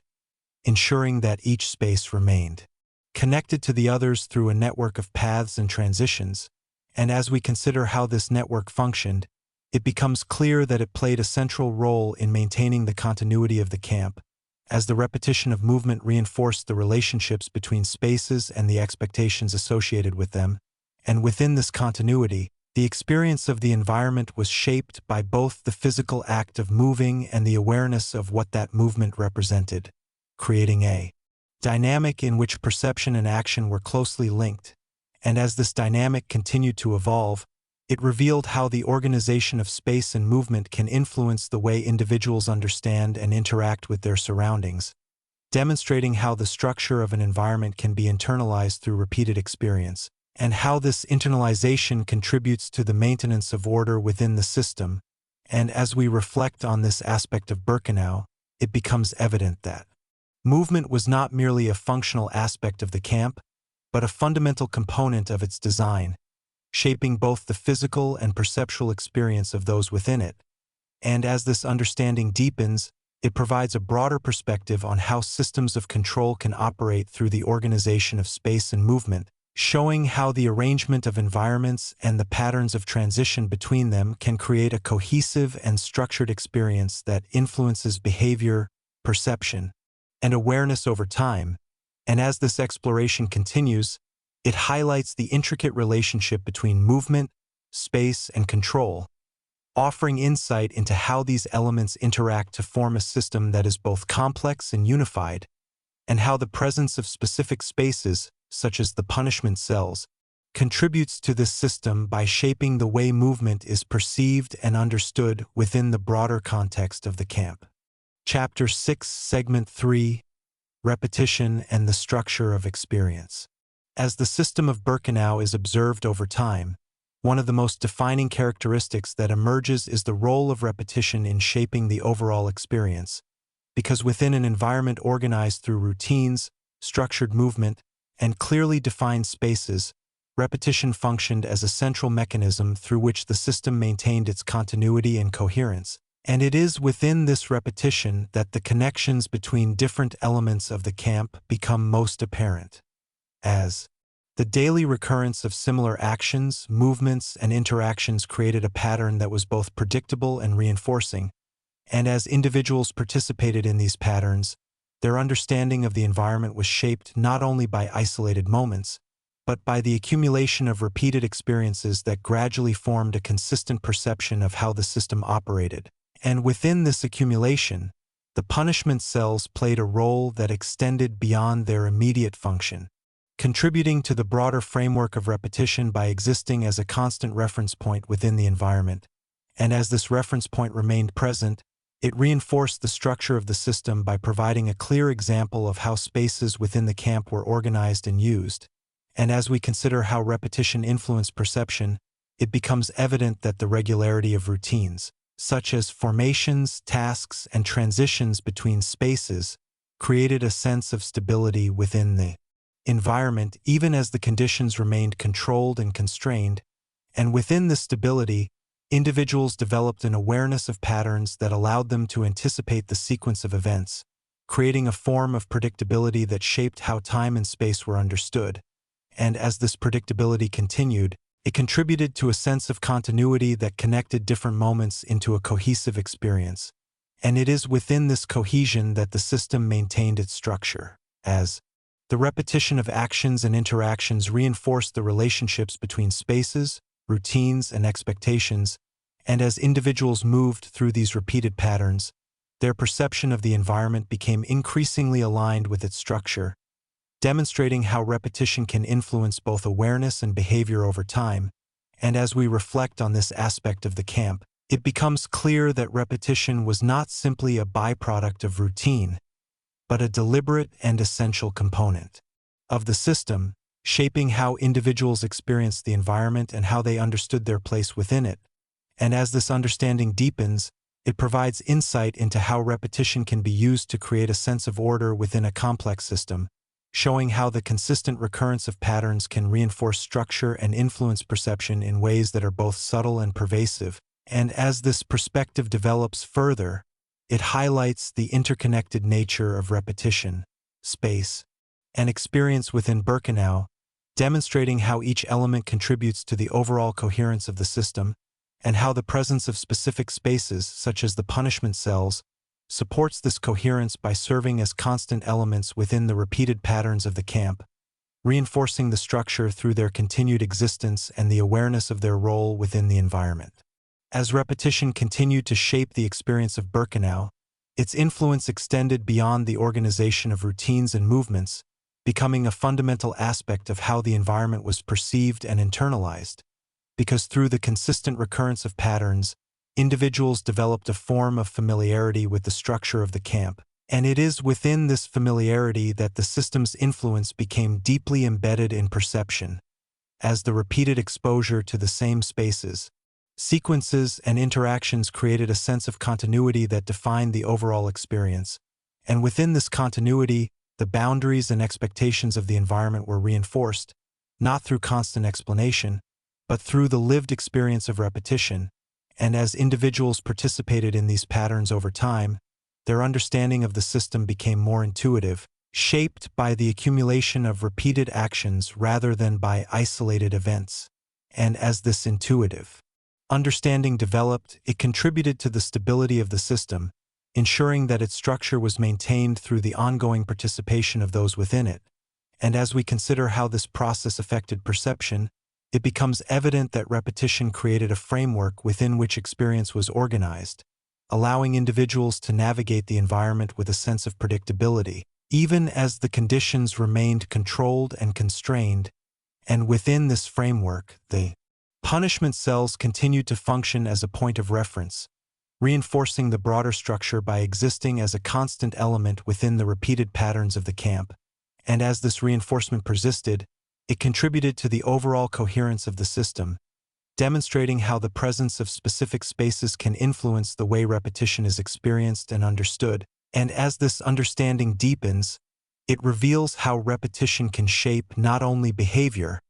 but also awareness, creating a condition in which the structure of the environment becomes internalized through experience. And as this internalization continues, it highlights the role of repetition as a connecting force within the system, linking different elements together and ensuring that the relationships between them remain consistent over time. And as we reflect on this aspect of Birkenau, it becomes clear that repetition was a key factor in maintaining the integrity of the system, shaping how individuals perceived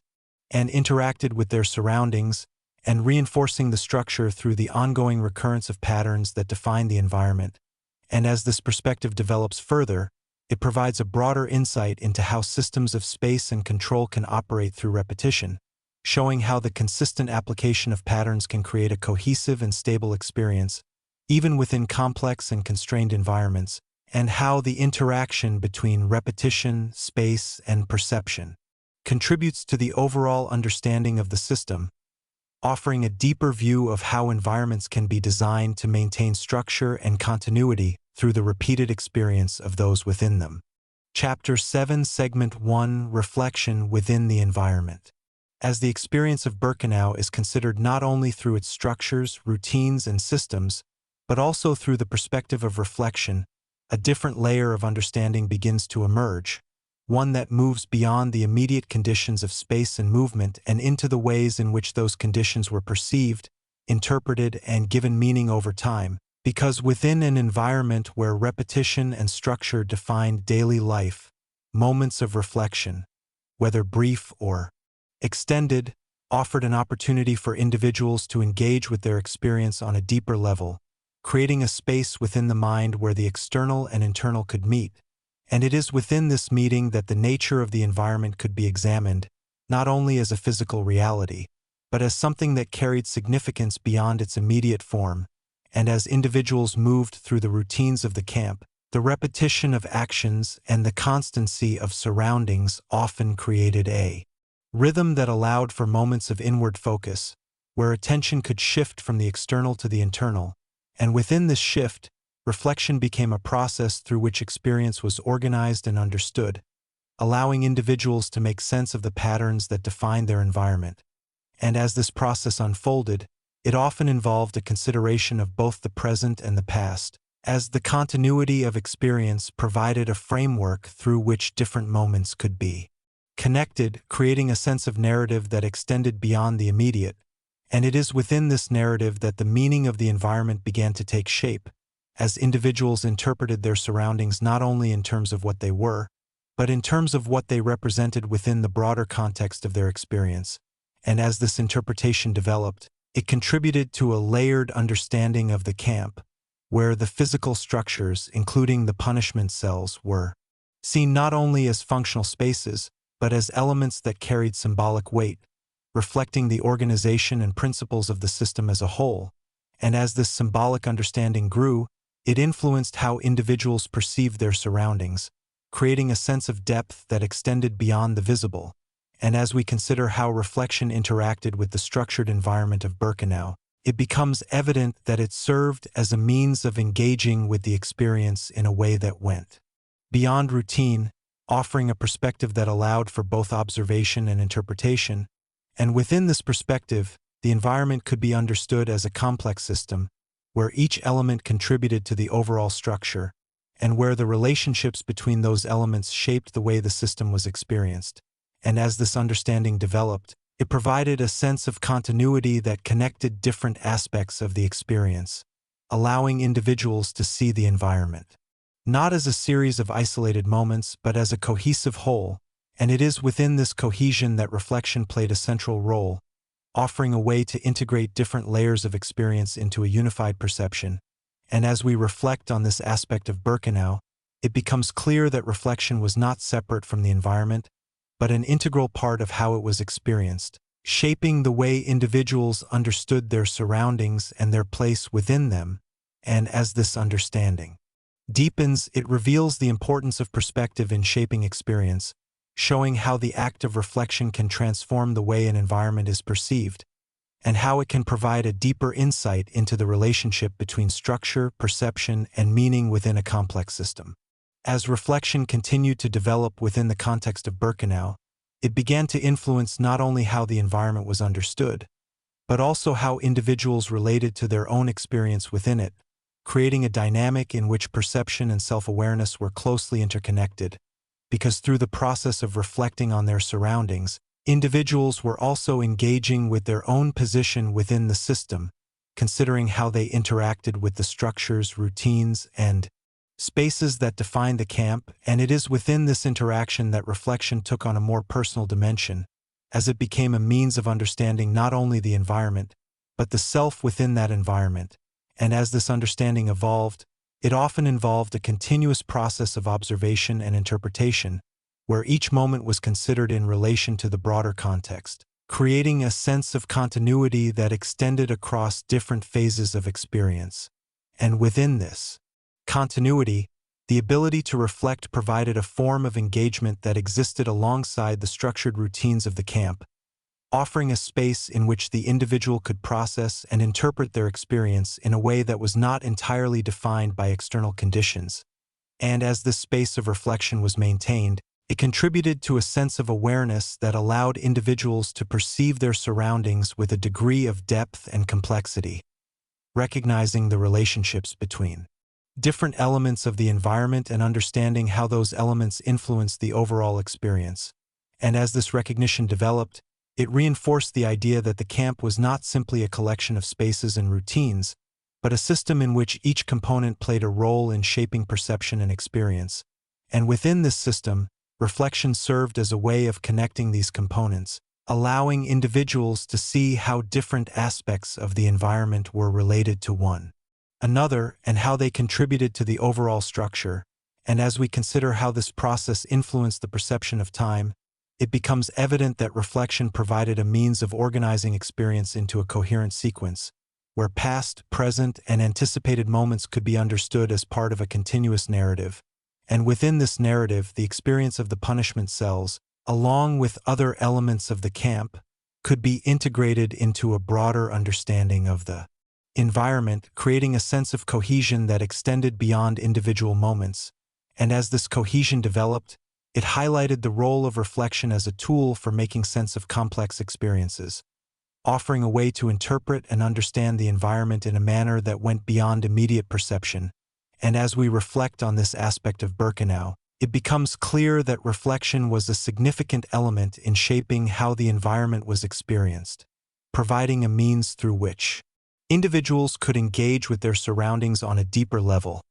And as this engagement continued, it contributed to a richer and more nuanced understanding of the camp, revealing the ways in which perception, awareness, and meaning are interconnected, and how the process of reflection can transform the experience of an environment by adding layers of interpretation and understanding. And as this exploration continues,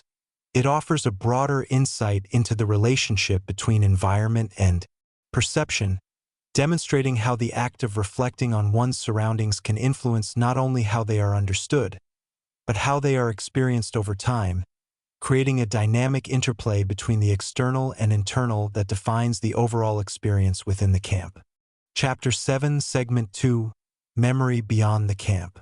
As the experience of Birkenau is considered beyond the immediate environment in which it took place, the role of memory begins to emerge as a central element in understanding how that experience was carried forward.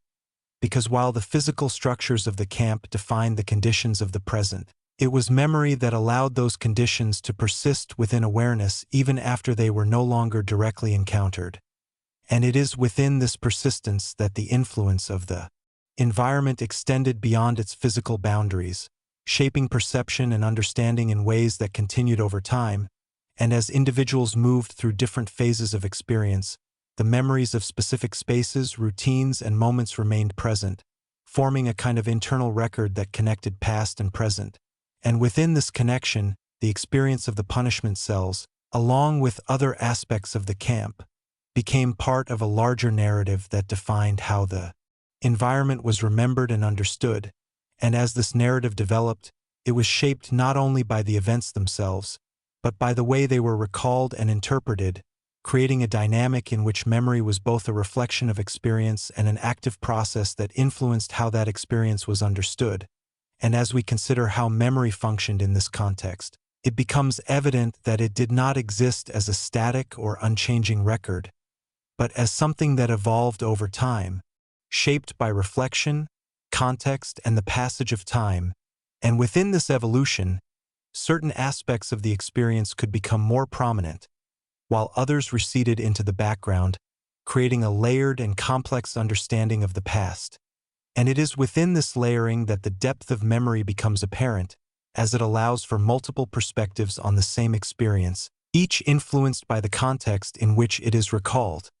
And as this process continues, it highlights the role of memory as a means of preserving and interpreting experience, providing a way to engage with the past even as the present changes. And as individuals carried these memories forward, they contributed to a broader understanding of the environment, as the shared and individual recollections of the camp formed a collective awareness that extended beyond the physical space itself. And within this collective awareness, the significance of specific elements such as the punishment cells could be understood in a wider context, as their role within the system was interpreted through the lens of memory. And as this interpretation developed, it added depth to the understanding of the camp, showing how its structures and routines were experienced not only in the moment, but in the way they were remembered and reflected upon over time. And as we reflect on this aspect of the experience, it becomes clear that memory plays a crucial role in shaping how environments are understood. providing a bridge between past and present that allows for continuity and interpretation. And as this understanding deepens, it offers insight into how the experiences of Birkenau, including those within the punishment cells, were carried beyond the camp itself, influencing perception and awareness in ways that extended far beyond the immediate conditions of the environment, and demonstrating how memory can preserve and transform experience, creating a lasting connection between the individual and the spaces they have encountered. As memory continued to shape the understanding of Birkenau beyond the immediate experience of the camp, it also began to influence how that experience was communicated, shared, and interpreted within a broader context, because the act of remembering is not limited to internal reflection, but often extends into the ways in which experiences are expressed and understood by others, and it is within this extension that memory takes on an additional role, becoming a means through which individual experiences contribute to a collective understanding, and as individuals reflected on their time within the camp, the memories they carried with them formed part of a larger narrative that helped to define how the environment was perceived and remembered beyond its physical existence. And within this narrative, the details of specific spaces, such as the punishment cells, became elements that could be interpreted in relation to the broader system, providing insight into how the camp functioned and how it was experienced. And as these interpretations were shared and considered, they contributed to a growing awareness of the complexity of the environment, showing how different aspects of the camp were interconnected and how they influenced one another. And as this awareness developed, it highlighted the role of memory as a dynamic and evolving process, one that not only preserves experience but also shapes its meaning over time. And within this process, the act of recalling and reflecting on the past becomes a way of engaging with it, allowing individuals to revisit and reinterpret their experiences in light of new perspectives and contexts. And as this engagement continues, it contributes to a deeper understanding of how environments like Birkenau are remembered and understood, demonstrating how the combination of individual and collective memory can create a multifaceted view of the past. And as we consider how this process influences perception, it becomes evident that memory does not simply replicate the original experience, but transforms it, integrating it into a broader framework of understanding that reflects both the details of the past and the perspectives of the present. And as this transformation unfolds, it reveals the complexity of memory as both a personal and shared phenomenon, showing how it connects individuals to their experiences while also contributing to a collective narrative that extends beyond the individual. And as we reflect on this aspect of Birkenau, it becomes clear that memory plays a central role in shaping how the camp is understood beyond its physical existence, providing a means through which its structures, routines, and experiences can be interpreted and integrated into a broader understanding of history. And as this understanding develops, it offers a perspective that goes beyond the immediate, showing how the experiences of the camp continue to influence perception and awareness through the process of memory, and how the act of remembering serves as a way of preserving and interpreting the past, ensuring that the significance of the environment is carried forward and understood within a wider context. And as this exploration continues, it provides a deeper insight into the relationship between experience, memory, and meaning, demonstrating how each element contributes to the ongoing understanding of environments like Birkenau, and how the memories of those who experienced it continue to shape the way it is perceived and remembered over time. Chapter 7, Segment 3, Meaning and Human Experience. As the exploration of Birkenau reaches a deeper stage of understanding, the focus begins to shift toward the broader meaning of human experience within such an environment, where structure, routine, and memory intersect to form a complex and layered reality. Because while the camp itself was defined by physical boundaries and organized systems, the experience of those within it cannot be understood solely through those external elements. And it is within this distinction that the concept of meaning begins to emerge, as individuals engaged with their surroundings not only through action and observation, but through interpretation, shaping an understanding of their experience that extended beyond the immediate conditions. And as this process unfolded, It revealed the capacity of the human mind to seek coherence and significance even within highly structured and controlled environments, where each moment was influenced by the broader system in which it occurred, and as individuals navigated this system, their awareness of it evolved, allowing them to perceive patterns, relationships, and consistencies that contributed to a deeper understanding of how the environment functioned. And within this understanding, the role of spaces such as the punishment cells could be interpreted not only as physical locations, but as elements within a larger framework that reflected the organization and intent of the camp. And as this framework became more apparent, it provided a context through which individual experiences could be connected to the broader system, creating a sense of continuity that linked different aspects of the environment together. And it is within this continuity that meaning began to take shape, as individuals interpreted their experiences in relation to the structures and routines that defined their daily lives. And as this interpretation developed, it highlighted the interplay between external conditions and internal perception, showing how the experience of an environment is shaped not only by what is present, but by how it is understood and integrated into a broader perspective. And as we consider how this process influenced the perception of time, it becomes evident that meaning provided a way of organizing experience into a coherent sequence, where past, present, and anticipated moments could be connected within a continuous narrative. And within this narrative, the experiences associated with different parts of the camp could be understood as part of a larger whole, rather than as isolated events. And as this sense of cohesion developed, it reinforced the idea that the environment of Birkenau was not only a physical space, but a system of relationships and interactions that shaped how it was experienced and understood. And as individuals reflected on these relationships, they were able to engage with their surroundings in a way that went beyond immediate perception, allowing for a deeper level of awareness that considered both the details of the environment and the broader context in which it existed. And as this awareness expanded, it revealed the importance of interpretation in shaping experience,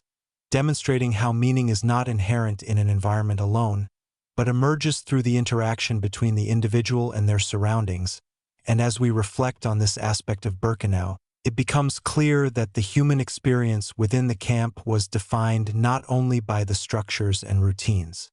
that governed it, but by the ways in which those structures and routines were understood, interpreted, and integrated into a broader sense of meaning. And as this understanding deepens, it offers insight into the complexity of human perception, showing how even within highly controlled environments, individuals engage in processes of reflection and interpretation that shape how their experiences are understood over time, and how the search for meaning remains a fundamental aspect of human experience, influencing how environments are perceived, remembered, and integrated into the broader narrative of life. As the consideration of meaning within the experience of Birkenau continues, it becomes increasingly clear that the relationship between the individual and the environment is not static, but dynamic, shaped by ongoing processes of perception, reflection, and interpretation that evolve over time. Because while the structures and routines of the camp provided a consistent framework, the way in which that framework was experienced could vary depending on perspective, awareness, and the passage of time. And it is within this variability that the depth of human experience becomes evident, as individuals engaged with their surroundings in ways that reflected both the conditions of the environment and their own internal processes of understanding. And as this engagement unfolded, it highlighted the capacity of the human mind to adapt, interpret, and find patterns even within complex and highly structured systems, creating a sense of continuity that allowed for the integration of different aspects of experience into a cohesive whole. And within this cohesion, the experiences associated with the punishment cells, along with other elements of the camp, could be understood as part of a larger narrative that reflected the interaction between structure and perception. And as this narrative developed, it provided a framework through which the environment could be examined not only in terms of its physical characteristics, but in terms of its impact on perception and understanding. And as individuals reflected on their experiences, the process of interpretation allowed them to engage with the environment in a way that extended beyond immediate observation, creating a sense of depth that added layers of meaning to their understanding of the camp. And as this layered understanding evolved, it revealed the interconnected nature of experience, showing how different elements of the environment influenced one another and contributed to the overall perception of the system. And as we consider how this process influenced the way the camp was remembered and understood over time, it becomes evident that meaning played a central role in shaping the lasting impression of the experience, providing a lens through which the past could be interpreted and integrated into a broader context. And within this context, the experiences of Birkenau were not only preserved, but transformed into a form of understanding that could be communicated, shared, and reflected upon, allowing for a deeper engagement with the historical and human dimensions of the environment. And as this engagement continues, it highlights the importance of considering both the external and internal aspects of experience, recognizing that the meaning of an environment is shaped not only by its physical characteristics, but by the ways in which it is perceived, interpreted, and remembered. And as we reflect on this aspect of Birkenau, it becomes clear that the human experience within the camp cannot be fully understood without considering the role of meaning in shaping perception, as it is through this process that individuals are able to engage with their surroundings on a deeper level, integrating their experiences into a broader narrative that extends beyond the immediate conditions of the environment. And as this narrative continues to evolve, it offers a perspective that emphasizes the complexity of human perception and the importance of interpretation in shaping how experiences are understood, remembered, and carried forward over time, demonstrating how the search for meaning remains a central aspect of human experience, influencing not only how environments are perceived, but how they are integrated into the broader context of history and understanding. And as this exploration reaches its conclusion, it provides a sense of continuity that connects the different aspects of the experience, showing how structure, reflection, memory, and meaning come together to form a comprehensive understanding of Birkenau, and how this understanding continues to shape the way it is perceived and remembered within a wider context.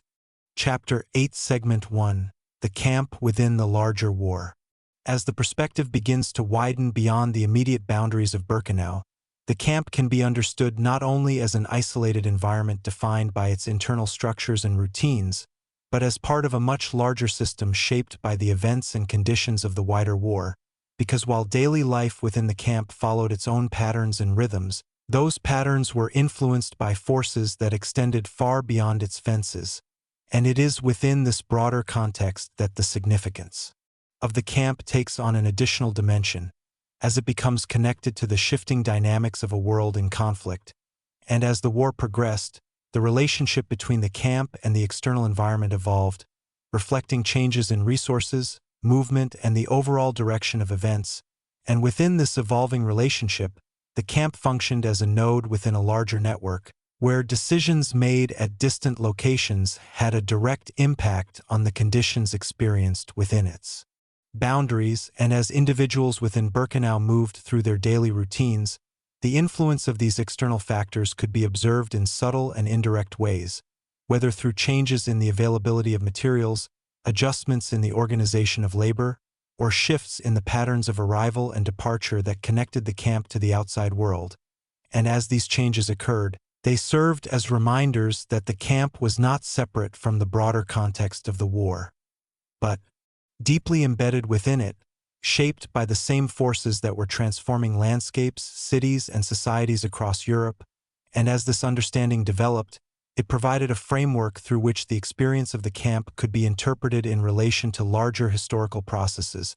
allowing individuals to perceive their environment not only as a contained space, but as part of a wider system of movement, conflict, and change. And within this framework, the structures of the camp, including the punishment cells, could be understood as elements that reflected the organization and priorities of the system as a whole, linking the immediate experience of the environment to the broader dynamics of the war. And as this connection became more apparent, it contributed to a sense of continuity between the internal and external, showing how events beyond the camp influenced what occurred within it, and how the experiences within the camp were, in turn, part of the larger historical narrative, and as we consider how this broader perspective influenced perception, it becomes evident that it allowed for a deeper understanding of the environment, as individuals were able to situate their experiences within a larger context, recognizing that the conditions they encountered were shaped by forces that extended far beyond their immediate surroundings. And as this recognition developed, it provided a way of interpreting the environment that went beyond its physical characteristics, highlighting the interconnected nature of the camp and the wider world. And as this interconnectedness became clearer, it reinforced the idea that the experience of Birkenau cannot be fully understood without considering its place within the broader context of the war, as it was through this context that the meaning and significance of the environment were shaped. And as this perspective continues to unfold, it offers a more comprehensive understanding of how the camp functioned as part of a larger system, demonstrating how the events and conditions of the wider world influenced the experiences within it, and how those experiences, in turn, became part of the historical narrative that defines the period. And as this exploration deepens, it reveals the importance of viewing the camp not in isolation, but as an integral component of a much larger and more complex reality, where the boundaries between internal and external are interconnected, and where the understanding of one depends on the understanding of the other. As the broader context of the war continues to shape the understanding of Birkenau, the connection between the camp and the outside world becomes increasingly evident through the movement of people, information, and resources, creating a dynamic in which the boundaries of the camp are both defined and influenced by external forces. Because while the physical perimeter marked a clear division between inside and outside, the flow of events did not stop at those boundaries. And it is within this flow that the relationship between the camp and the wider world can be observed, as the arrival of transports, the organization of labor, and the allocation of resources all reflected decisions and conditions that originated beyond the camp itself. And as these processes unfolded, they created a continuous link between the internal environment of Birkenau and the broader context of the war, demonstrating how the camp functioned as part of a larger system that extended across regions and borders. And as individuals within the camp became aware of these connections, whether directly or indirectly, it contributed to a sense of understanding that the environment in which they existed was shaped by forces beyond their immediate control. And as this awareness developed, it provided a perspective that allowed for the interpretation of changes within the camp as part of a larger pattern, where shifts in routine, organization, and structure could be seen as reflections of developments in the wider world. And within this perspective, the experience of the camp took on an additional layer of meaning, as it became linked to the broader narrative of the war, connecting individual experiences to historical processes that were unfolding on a much larger scale. And as we consider how this connection influenced perception, it becomes clear that it created a sense of continuity between the internal and external, where the events within the camp were not isolated occurrences, but part of a larger sequence of events that defined the period. And as this continuity was recognized, it allowed for a deeper understanding of the environment, as individuals were able to place their experiences within a broader framework that extended beyond the immediate. And as this framework developed, it highlighted the interconnected nature of systems, showing how the camp was both influenced by and contributed to the larger context of the war. And as this understanding expanded, it reinforced the idea that the experience of Birkenau cannot be fully separated from the events that surrounded it, as it was through these events that the conditions and structures of the camp were shaped. And as we reflect on this aspect of the experience, it becomes evident that the broader context of the war provides an essential perspective for understanding the camp, offering a way to interpret its structures, routines, and experiences in relation to the larger forces that define the time. And as this perspective continues to develop, it offers a more comprehensive view of how the camp functioned within the wider world, demonstrating how the boundaries between internal and external are interconnected, and how the understanding of one contributes to the understanding of the other. And as this exploration moves forward, it provides a deeper insight into the relationship between individual experience and historical context, showing how the events within Birkenau were part of a much larger narrative that continues to shape the way the period is understood and remembered, and how this connection between the camp and the wider world adds depth and complexity to the overall understanding of its place within history. Chapter 8, Segment 2: Shifts in the System. As the wider course of the war continued to evolve, the internal structure of Birkenau did not remain entirely unchanged, and over time, subtle yet noticeable shifts began to appear within the organization of the camp, reflecting the influence of external developments on the internal system. Because while the camp had been designed to operate according to a rigid and controlled framework, that framework was not immune to the pressures of a changing environment. And as these pressures increased, they began to affect the way in which the camp functioned on a day-to-day basis, creating variations in routines, adjustments in priorities, and changes in the allocation of resources. And it is within these variations that the evolving nature of the system becomes evident, as the camp adapted in response to conditions that were no longer static, but increasingly dynamic, shaped by the broader context of the war, and as individuals within Birkenau moved through their daily routines.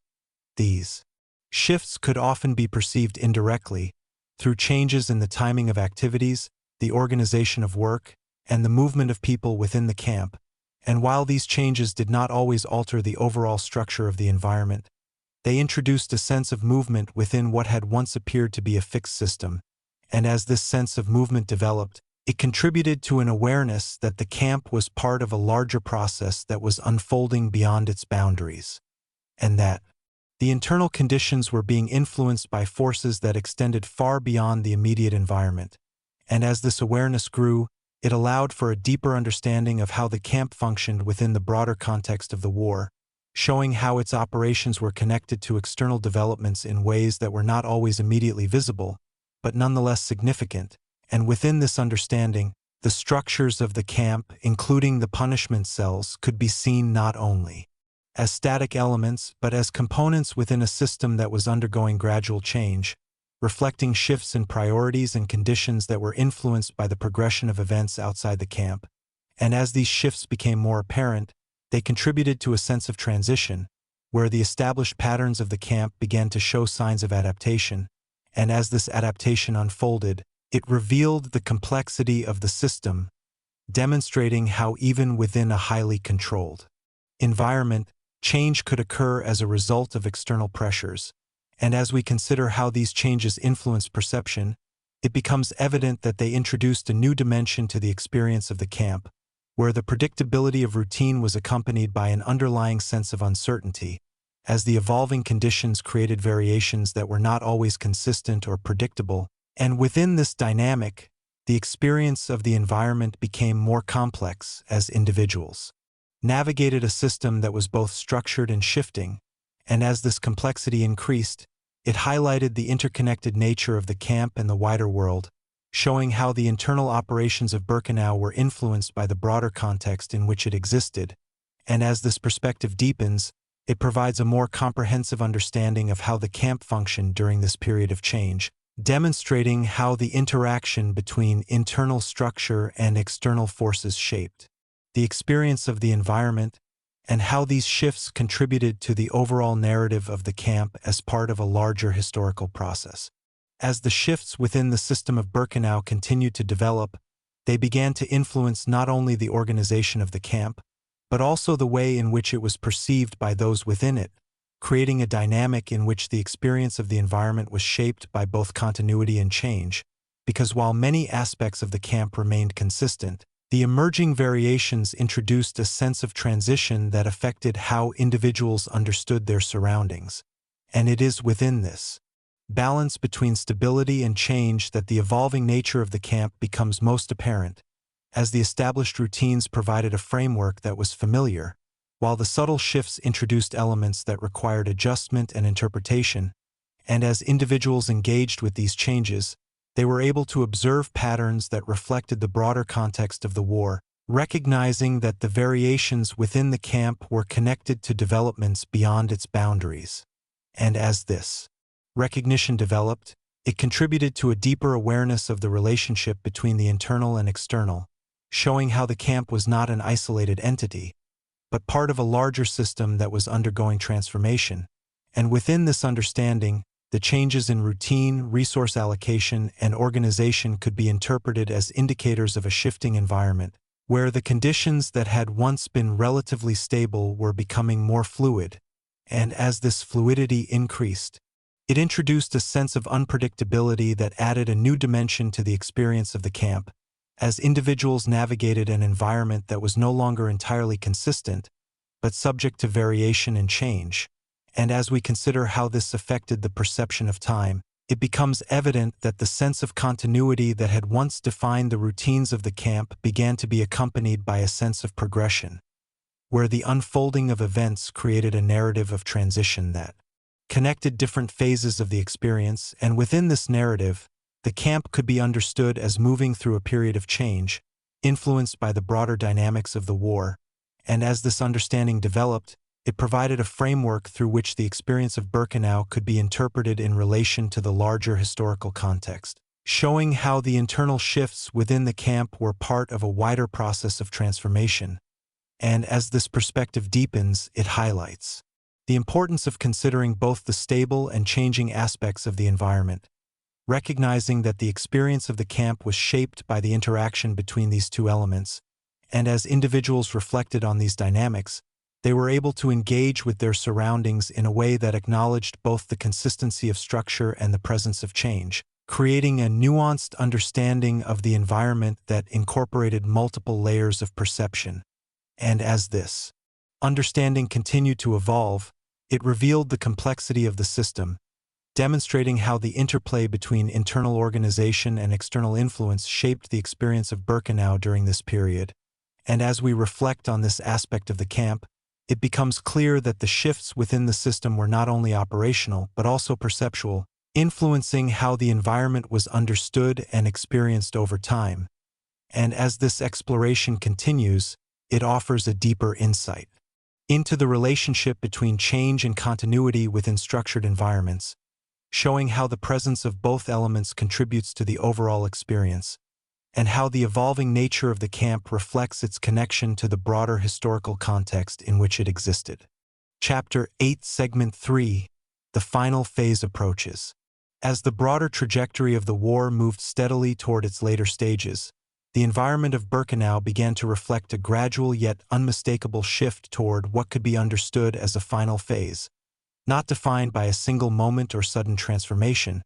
but by a series of developments that collectively altered the rhythm and perception of the camp, because while the structures and routines that had long defined daily life continued to exist, the context in which they operated was changing, and it is within this changing context that the experience of the environment began to take on a different character, one shaped by the awareness that the larger system to which the camp belonged was itself undergoing a transformation. And as this awareness grew, it influenced how individuals perceived the continuity of the routines around them, introducing a sense that the patterns which had once seemed fixed were now part of a process that was moving toward an uncertain conclusion. And within this evolving perception, the established order of the camp remained visible, yet it was accompanied by subtle indications that the conditions supporting that order were no longer entirely stable. And as these indications became more noticeable, they contributed to a sense of transition, where the environment was no longer experienced solely as a static system, but as one that was gradually shifting in response to forces beyond its immediate boundaries. And as individuals moved through the familiar spaces of the camp, including the areas associated with confinement and control, they did so with an increasing awareness that the broader circumstances influencing these spaces were changing, and this awareness, though not always clearly defined, created a sense of movement within the experience, where each day carried with it not only the continuation of routine, but also the possibility of change. And as this sense of possibility developed, it altered the way in which time was perceived, transforming it from a sequence of repetitive cycles into a progression that hinted at an approaching conclusion. And within this progression, the experience of the environment became layered with both continuity and anticipation, as individuals engaged with their surroundings in a way that acknowledged both the persistence of the present and the uncertainty of what lay ahead. And as we consider how this shift influenced perception, it becomes evident that it introduced a new dimension to the experience of the camp, where the familiarity of routine was accompanied by an underlying awareness of change, creating a dynamic in which stability and transition existed simultaneously. And within this dynamic, the structures of the camp, including the punishment cells, could be understood not only as elements of a fixed system, but as components within a larger process that was evolving over time, reflecting the broader changes occurring in the world beyond the camp. And, as this understanding deepened, it provided a framework through which the experience of Birkenau during this period could be interpreted, showing how the environment was influenced by the shifting context of the war, and how these influences contributed to the perception of the camp as a space that was moving toward its final phase. And as this perspective continues to unfold, it reveals the importance of considering both the internal and external dimensions of the experience, recognizing that the changes within the camp were part of a larger pattern that extended beyond its boundaries, and as this recognition grows, it offers a more comprehensive understanding of how the environment was experienced during this period of transition, demonstrating how the interplay between continuity and change shaped the perception of Birkenau as it approached the closing stages of its existence within the broader historical context. As the sense of an approaching final phase continued to develop within Birkenau, it began to influence not only the perception of time and routine, but also the way in which the environment itself was understood in relation to its purpose and place within the broader system, because as the external conditions of the war evolved, the role of the camp within that system was also subject to reinterpretation. And it is within this process of reinterpretation that the experience of the environment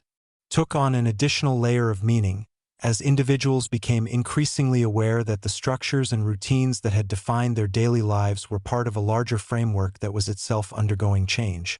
And as this awareness expanded, it contributed to a perspective in which the camp could be seen not only as a present reality, but as part of a historical process that was moving toward a conclusion. And within this perspective, the continuity of the environment was balanced by an understanding of its impermanence, creating a sense in which the familiar aspects of the camp were viewed alongside the recognition that they were part of a system that would not remain unchanged indefinitely. And as this dual awareness developed, it influenced how individuals engaged with their surroundings, shaping their perception of the environment as both stable and transitional. And as this perception deepened, it revealed the complexity of the experience, showing how the interplay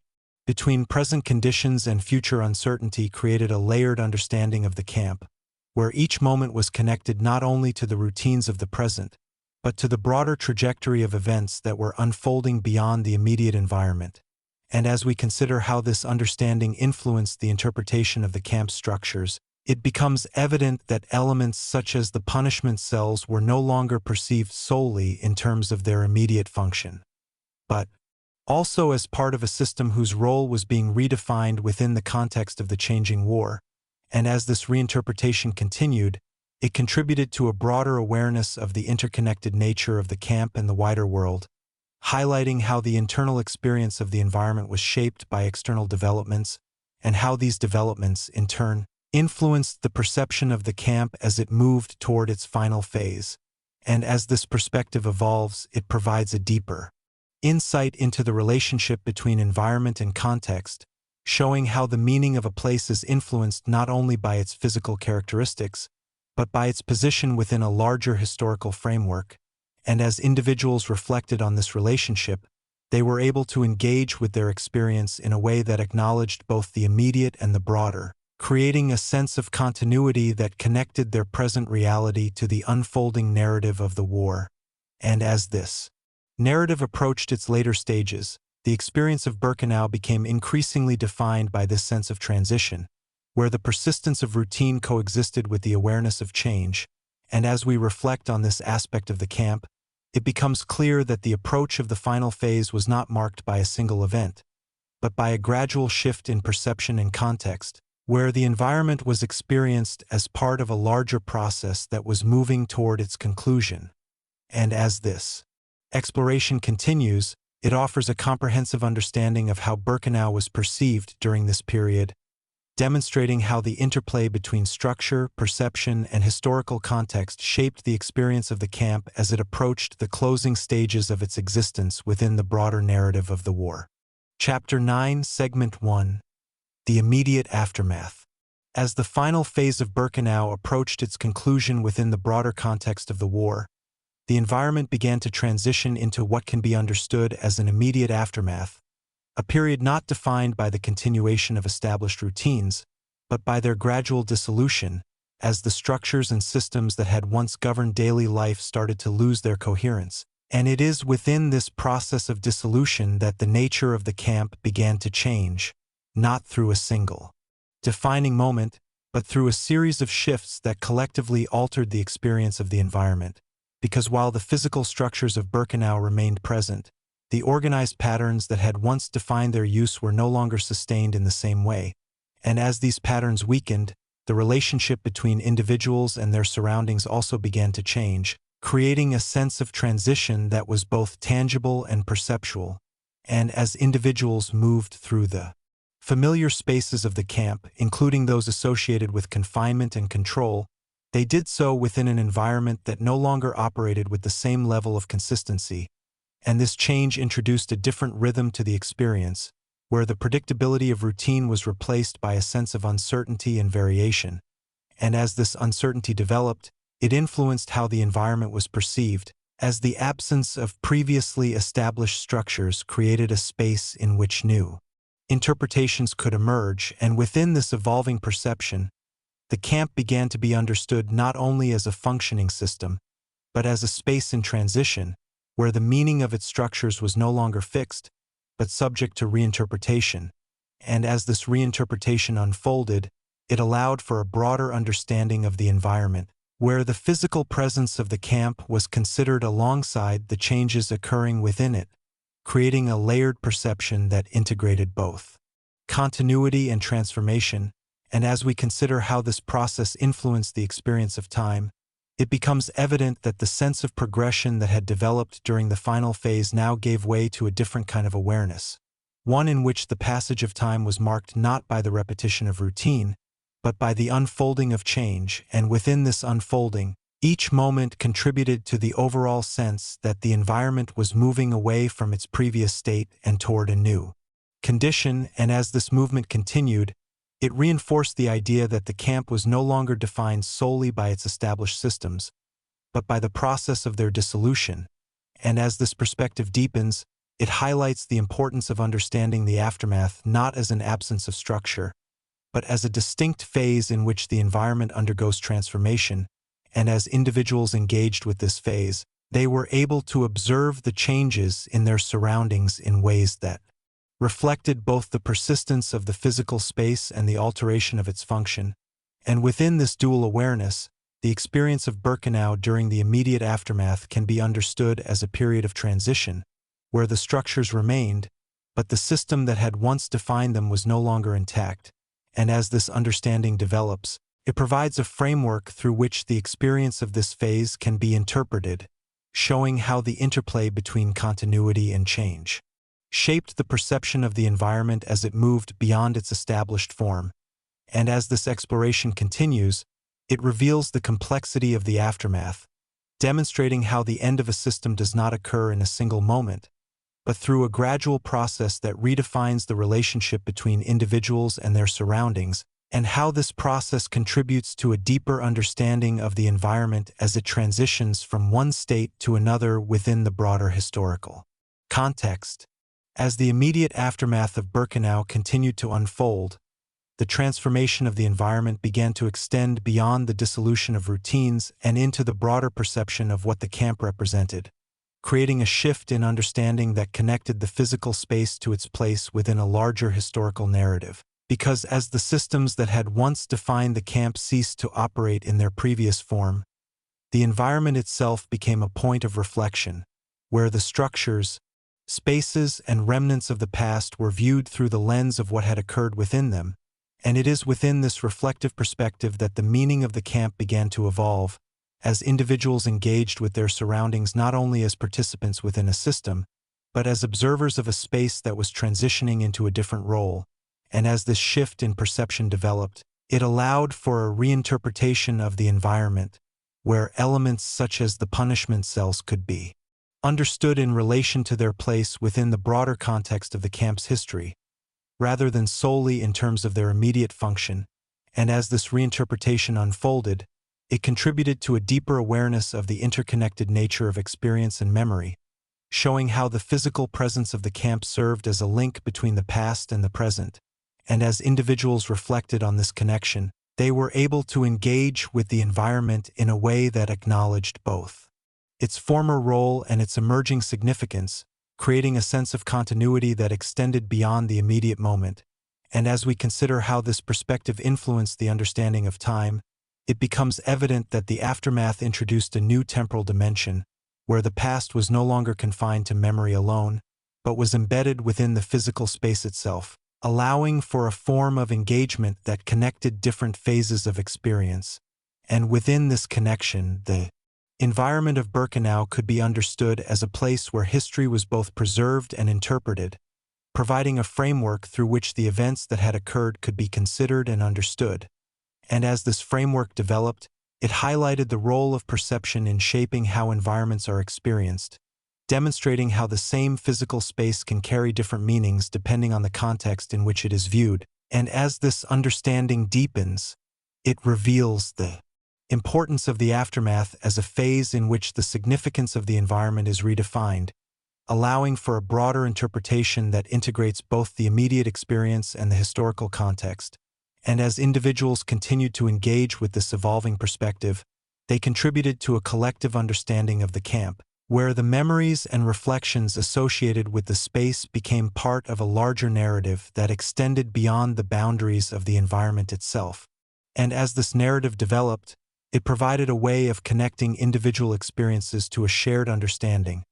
demonstrating how the process of reflection and reinterpretation can shape the meaning of an environment over time. And as we reflect on this aspect of Birkenau, it becomes clear that the immediate aftermath was not simply a period of transition, but a stage in which the environment began to take on a new role, one defined by its place within history and its significance as a site of reflection and understanding. And as this exploration continues, it offers a deeper insight into how environments are transformed through the passage of time, showing how the relationship between structure, memory, and perception evolves, and how this evolution contributes to the ongoing interpretation of places like Birkenau within a broader historical and human context. Chapter 9, Segment 2, What Remained. As the immediate aftermath gave way to a more settled phase of reflection and observation, attention began to turn toward what physically remained of Birkenau, and how those remnants contributed to an evolving understanding of the environment. Because while the systems and routines that had once defined daily life had dissolved, the structures themselves continued to stand, creating a landscape in which the past was still visibly present. And it is within this presence that the significance of what remained began to take shape, as the physical elements of the camp, including the barracks, pathways, fences, and confined spaces such as the punishment cells, became points of reference through which the experience of the environment could be interpreted. And as individuals moved through these spaces, the absence of the former routines created a contrast that made the structures themselves more prominent, allowing them to be observed not as parts of an active system,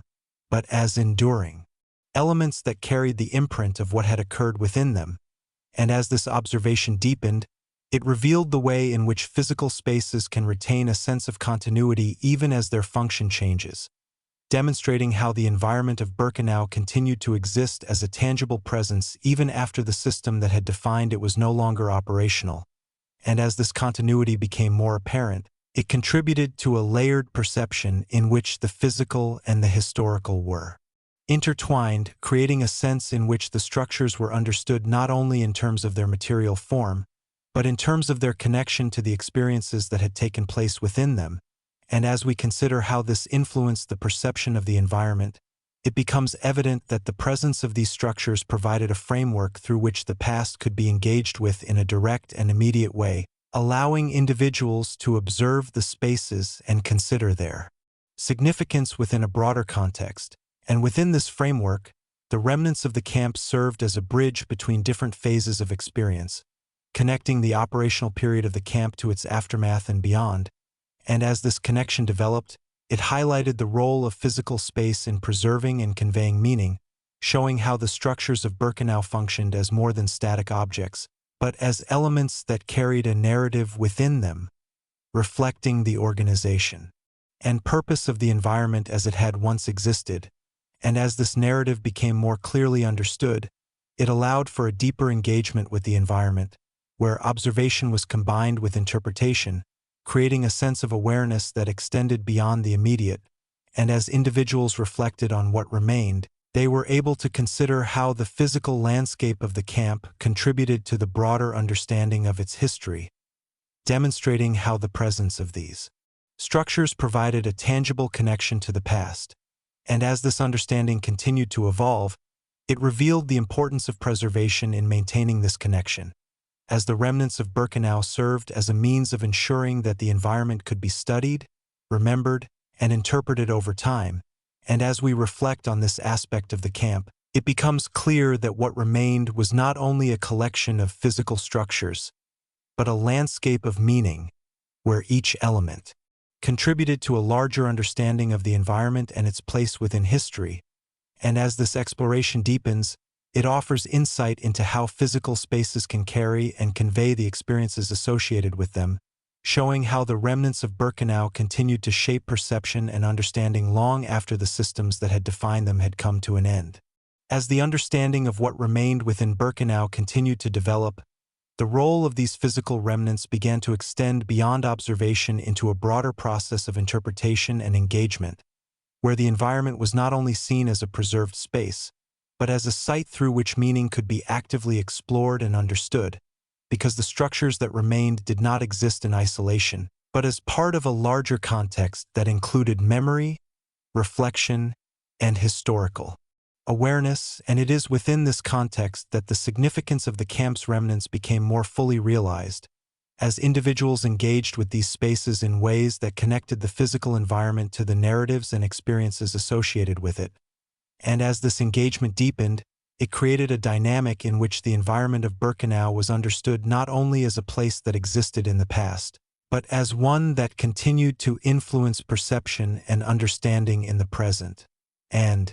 within this dynamic, the structures of the camp, including the punishment cells, could be interpreted as elements that contributed to a broader narrative, providing insight into how the environment had functioned and how it was experienced. And as this narrative developed, it allowed for a more comprehensive understanding of the camp, where the physical and the historical were integrated into a cohesive perspective that considered both the material reality of the structures and the meaning associated with them. And as we consider how this perspective influenced the way the camp was approached, it becomes evident that it encouraged a form of engagement that combined observation with reflection, allowing individuals to move through the environment while considering its broader significance. And within this process, the remnants of Birkenau became more than static features, serving as points of connection between different layers of understanding, where the present experience of the space was linked to the historical context in which it had existed. And as this connection strengthened, it contributed to a deeper awareness of how environments can carry meaning over time, demonstrating how the presence of physical structures can support the ongoing interpretation of historical events. And as this awareness expanded, it highlighted the importance of context in shaping perception, showing how the understanding of a place is influenced not only by its physical characteristics, but by the knowledge and reflection that accompany it. And as individuals continued to engage with the remnants of the camp, they contributed to a collective process of interpretation that allowed for a more nuanced understanding of the environment, where different perspectives and insights could be integrated into a broader narrative. And as this narrative evolved, it provided a way of connecting the past to the present, ensuring that the significance of Birkenau was not confined to a single moment in time, but continued to be explored and understood within a wider context. And as we reflect on this aspect of the camp, it becomes clear that what remained was not only a physical landscape, but a space of ongoing meaning, where the interaction between structure, memory, and interpretation created a dynamic that allowed for continuous engagement with the environment. And as this exploration continues, it offers a deeper insight into how places like Birkenau are understood and remembered, demonstrating how the remnants of the past can shape the way it is perceived, interpreted, and integrated into a broader understanding of history, and how the presence of these structures ensures that the environment continues to be a point of connection between different phases of experience, providing a lasting framework through which its significance can be explored and understood over time. Chapter 9, Segment 3, Legacy and Historical Understanding. As the focus moves beyond what physically remained of Birkenau and into the broader concept of legacy,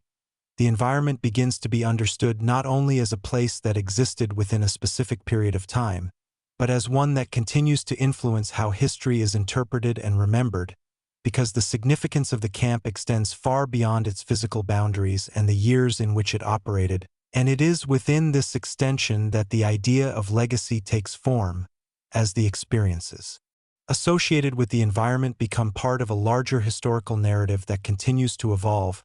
and as this narrative develops, it is shaped by the ways in which the camp is studied, discussed, and understood within different contexts, creating a dynamic in which the meaning of Birkenau is continuously interpreted and reinterpreted over time,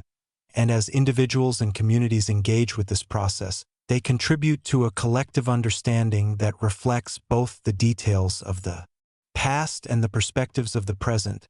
and within this collective understanding, the structures and spaces of the camp, including the punishment cells, are no longer viewed solely as physical remnants, but as elements that carry historical significance,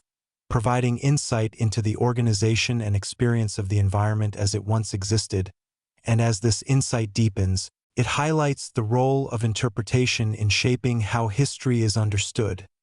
demonstrating how the same environment can be viewed through different lenses, each offering a unique perspective on its meaning and significance. And as we consider how this process influences the perception of the camp, it becomes evident that legacy is not a fixed or static concept, but one that evolves as new information, perspectives, and reflections are integrated into the broader narrative. And within this evolution, the experience of Birkenau becomes part of a larger framework that connects it to other events, places, and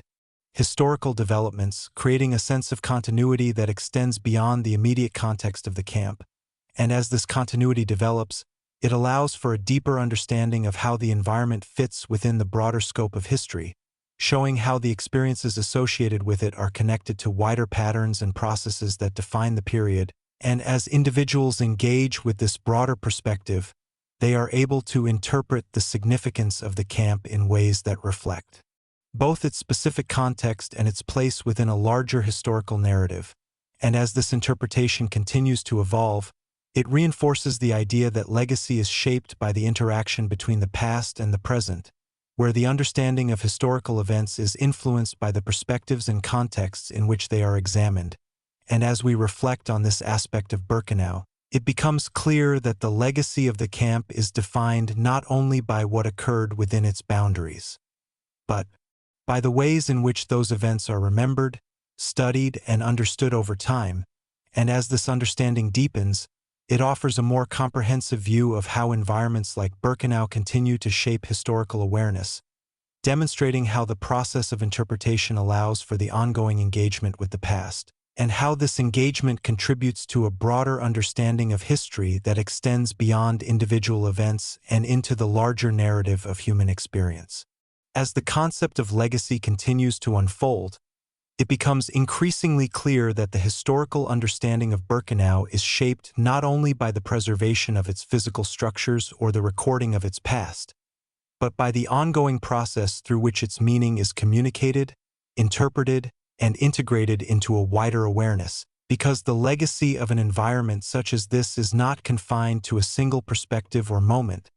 but exists as a dynamic and evolving process that reflects the interaction between knowledge, reflection, and context,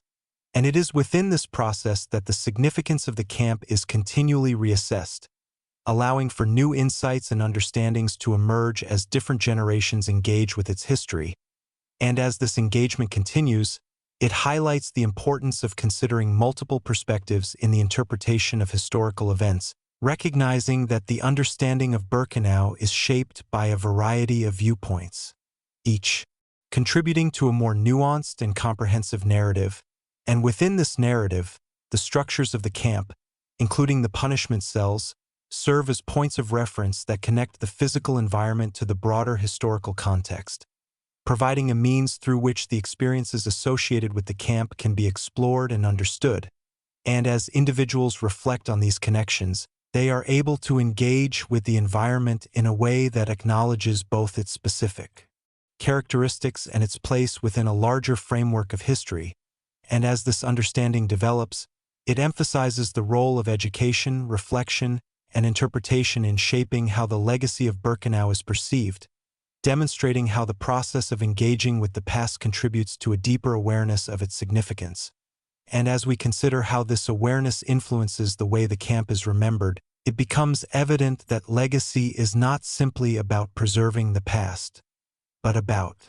understanding it in ways that are meaningful within the present, creating a connection that allows for the continued relevance of historical events in contemporary contexts. And within this connection, the experience of Birkenau becomes part of a broader dialogue about history, memory, and understanding, where the interpretation of the past informs the way it is integrated into the present. And as this dialogue continues, it reinforces the idea that the legacy of the camp is shaped by the ongoing interaction between those who study and reflect upon it, and the historical realities that define it. And as this interaction evolves, it contributes to a richer and more layered understanding of the environment, showing how the meaning of Birkenau is not fixed, but continues to develop as new perspectives and insights are brought to bear on its history. And as we reflect on this aspect of the camp, it becomes clear that its legacy is defined by this process of continuous engagement, where the past is not only remembered, but actively interpreted and understood within a broader context. And as this exploration reaches its conclusion, it provides a comprehensive view of how the legacy of Birkenau continues to shape historical understanding, demonstrating how the interplay between memory, interpretation, and context allows for an ongoing connection to the past, and how this connection ensures that the significance of the environment is preserved and understood within the wider narrative of history, offering a perspective that emphasizes the importance of reflection and awareness in shaping how we engage with and understand the events and places that define our collective past. Chapter 10, Segment 1, Returning to the Silence. As the narrative of Birkenau reaches its final chapter, the perspective gradually returns to the physical space itself, not as it once functioned within the structure of the camp, but as it exists in a state of stillness, where the movement, routines, and systems that once defined it have long since faded, leaving behind an environment characterized by silence. And it is within this silence that the full weight of the space begins to emerge, because without the presence of activity, the structures of the camp stand in a different light, allowing for a form of observation that is no longer shaped by the immediacy of experience, but by reflection and awareness. And as one moves through this quiet landscape, the absence of motion becomes a defining feature, creating a contrast with the past that emphasizes the transformation of the environment over time. And within this contrast, the barracks, pathways, fences, and enclosed spaces such as the punishment cells take on a different quality, where their presence is no longer associated with routine or function, but with the memory of what they once represented. And as this perception develops, it allows for a deeper engagement with the environment, where each element can be considered in relation to both its physical form and its historical significance. And as we consider how this silence shapes the experience of the space, it becomes evident that it creates an opportunity for contemplation, where the absence of activity allows for a focus on the details of the environment, the arrangement of structures, the openness of certain areas, and the enclosure of others, all of which contribute to a broader understanding of how the camp was organized and experienced. And within this understanding, the environment can be seen as a composition of elements that together form a coherent whole, reflecting the design and purpose that once defined it. And as this composition is observed, it reveals the extent to which the camp was structured, showing how each part was connected to the others in a way that created a unified system.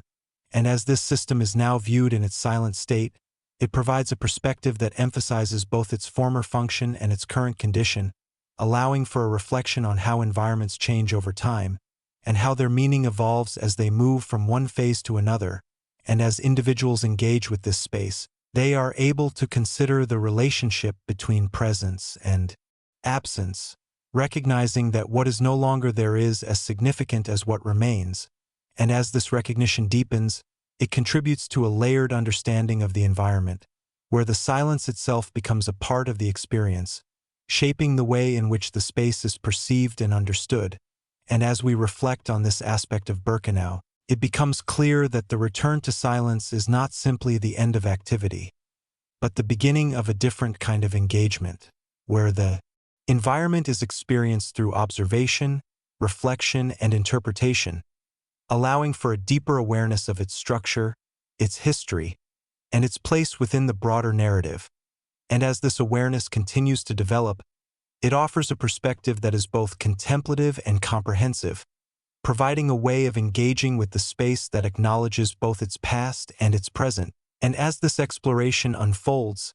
it reveals the importance of silence as a means of understanding, showing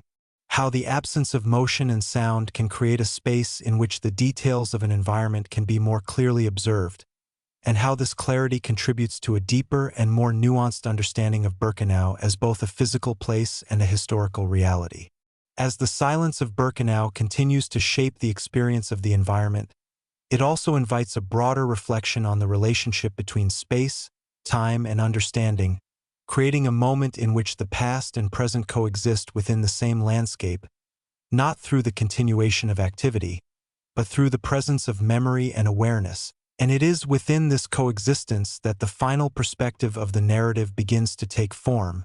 as the environment is no longer approached as a system to be analyzed or a sequence of events to be followed, but as a place to be observed and considered in its entirety. And as this perspective develops, it allows for a form of engagement that is both comprehensive and reflective, where the details of the environment are understood within the context of the broader narrative that has been explored. And as individuals move through this space, they do so with an awareness that each structure, each pathway, and each enclosed area contributes to a larger understanding of what the camp was and what it represents. And within this awareness, the experience of the environment becomes one of connection, where the physical presence of the space is linked to the historical and conceptual understanding that has been developed over time. And as this connection deepens, it highlights the role of perspective in shaping how environments are experienced, showing how the same space can be understood in different ways depending on the context in which it is approached. And as we consider how this perspective influences the perception of Birkenau, it becomes evident that the silence of the present allows for a form of clarity that brings together the different layers of understanding that have been explored throughout the narrative, creating a cohesive view that integrates structure, experience, memory, and meaning. And within this integration, the environment can be seen as both a physical reality and a representation of a broader historical context, where each element contributes to the overall understanding of the space. And as this understanding continues to evolve, it provides a way of engaging with the environment that is both informed and reflective, allowing for a deeper appreciation of its complexity and significance. And as individuals reflect on this final perspective, they are able to consider how the experience of Birkenau extends beyond its physical boundaries, influencing the way in which history is understood and remembered. And as this influence becomes more apparent, it reinforces the idea that the environment is not only a place that existed in the past, but one that continues to shape perception and awareness in the present.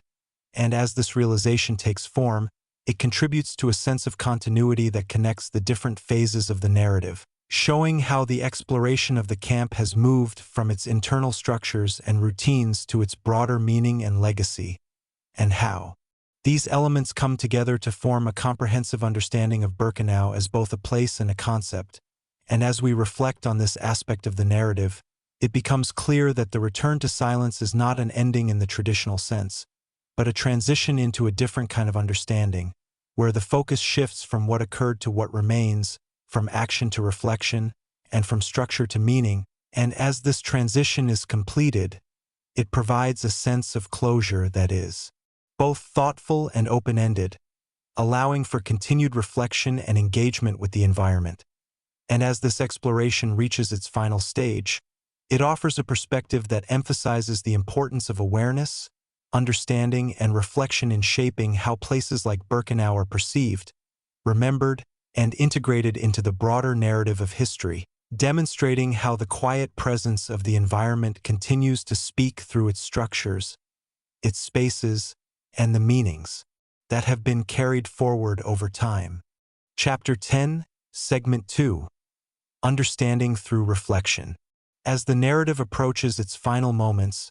the focus gradually shifts from the physical presence of Birkenau to the broader process of understanding that emerges through reflection.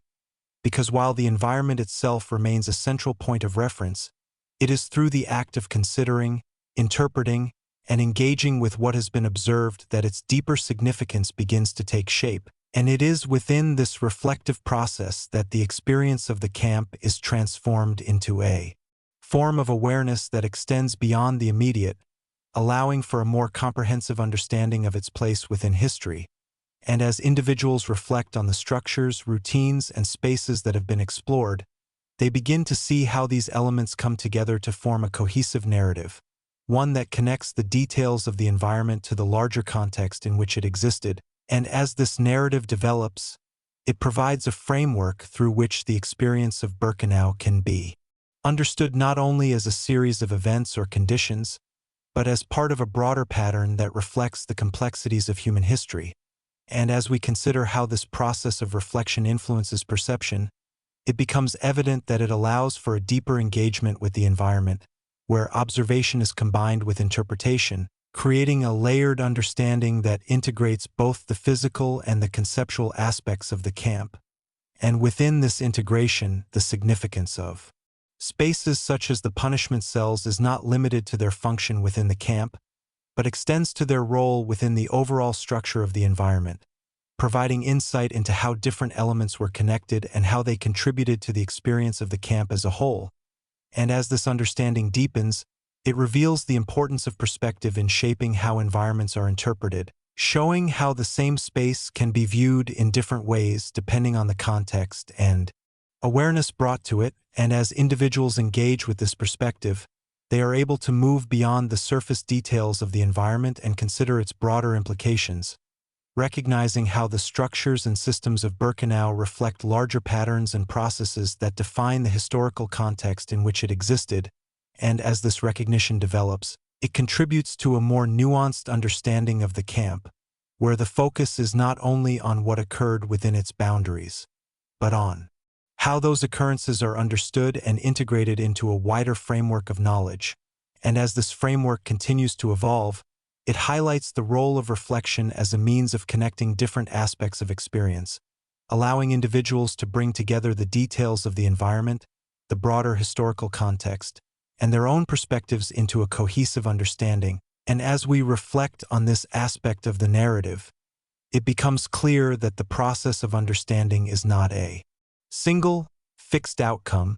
but an ongoing engagement with the past, where new insights and interpretations can continue to emerge over time. And as this engagement continues, it reinforces the idea that the significance of Birkenau lies not only in its physical presence or historical events, but in the ways in which it is considered, interpreted, and understood within the broader context of human experience. And as this understanding deepens,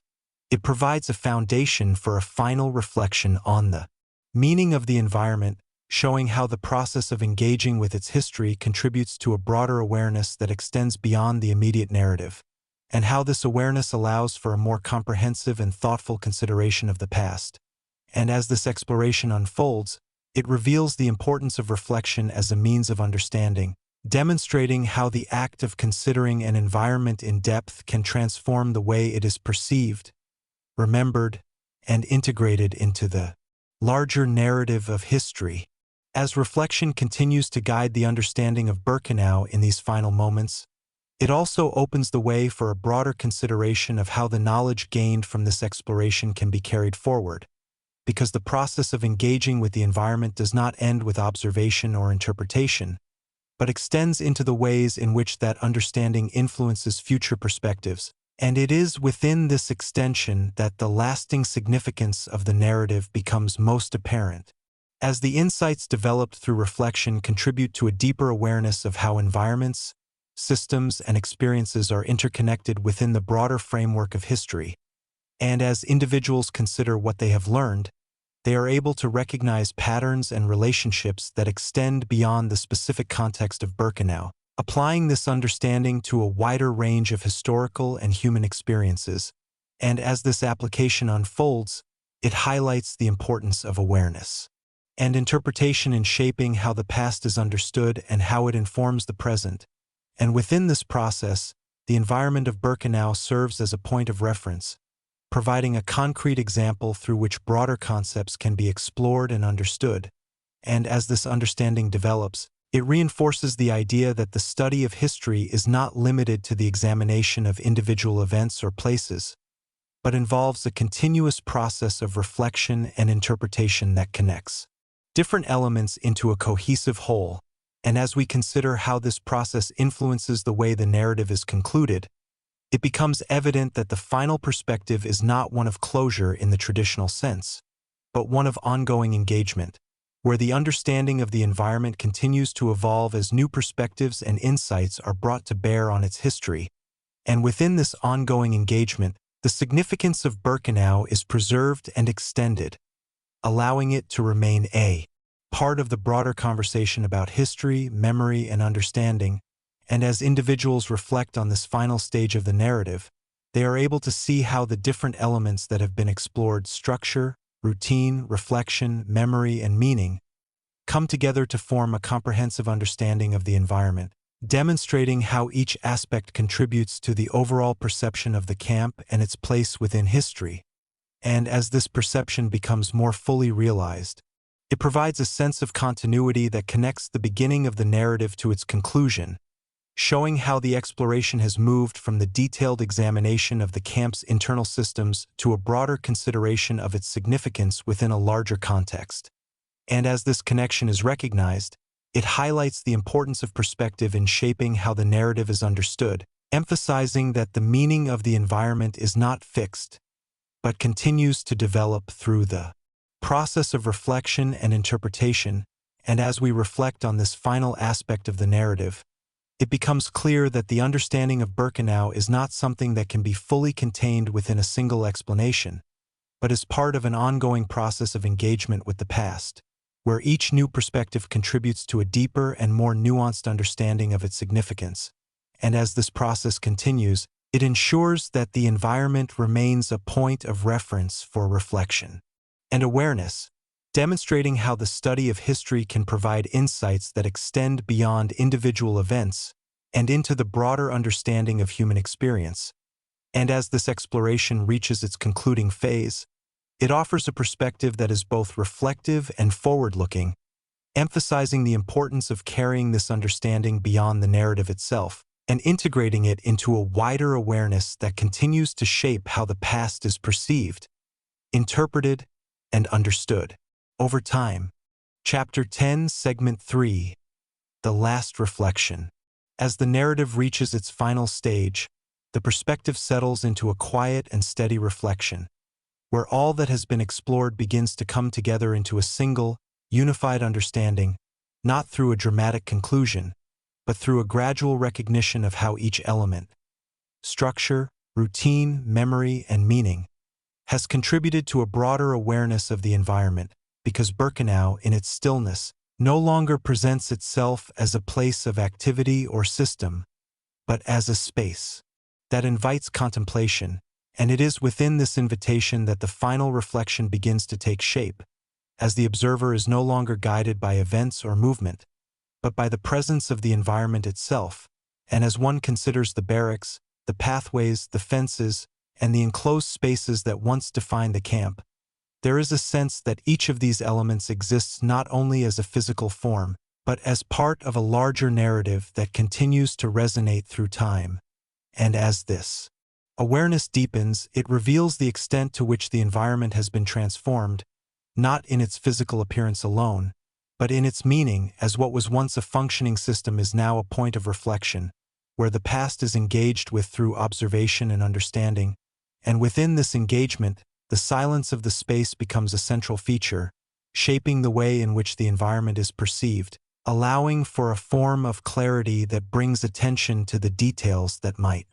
otherwise go unnoticed, and as these details are observed,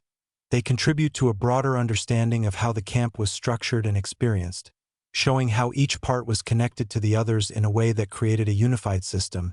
And as this system is now considered in its entirety, it becomes possible to see how the different layers of the narrative, daily routines, individual experiences, and broader historical context, intersect to form a comprehensive view of the environment. And as this view takes shape, it provides a sense of continuity that connects the beginning of the narrative to its conclusion,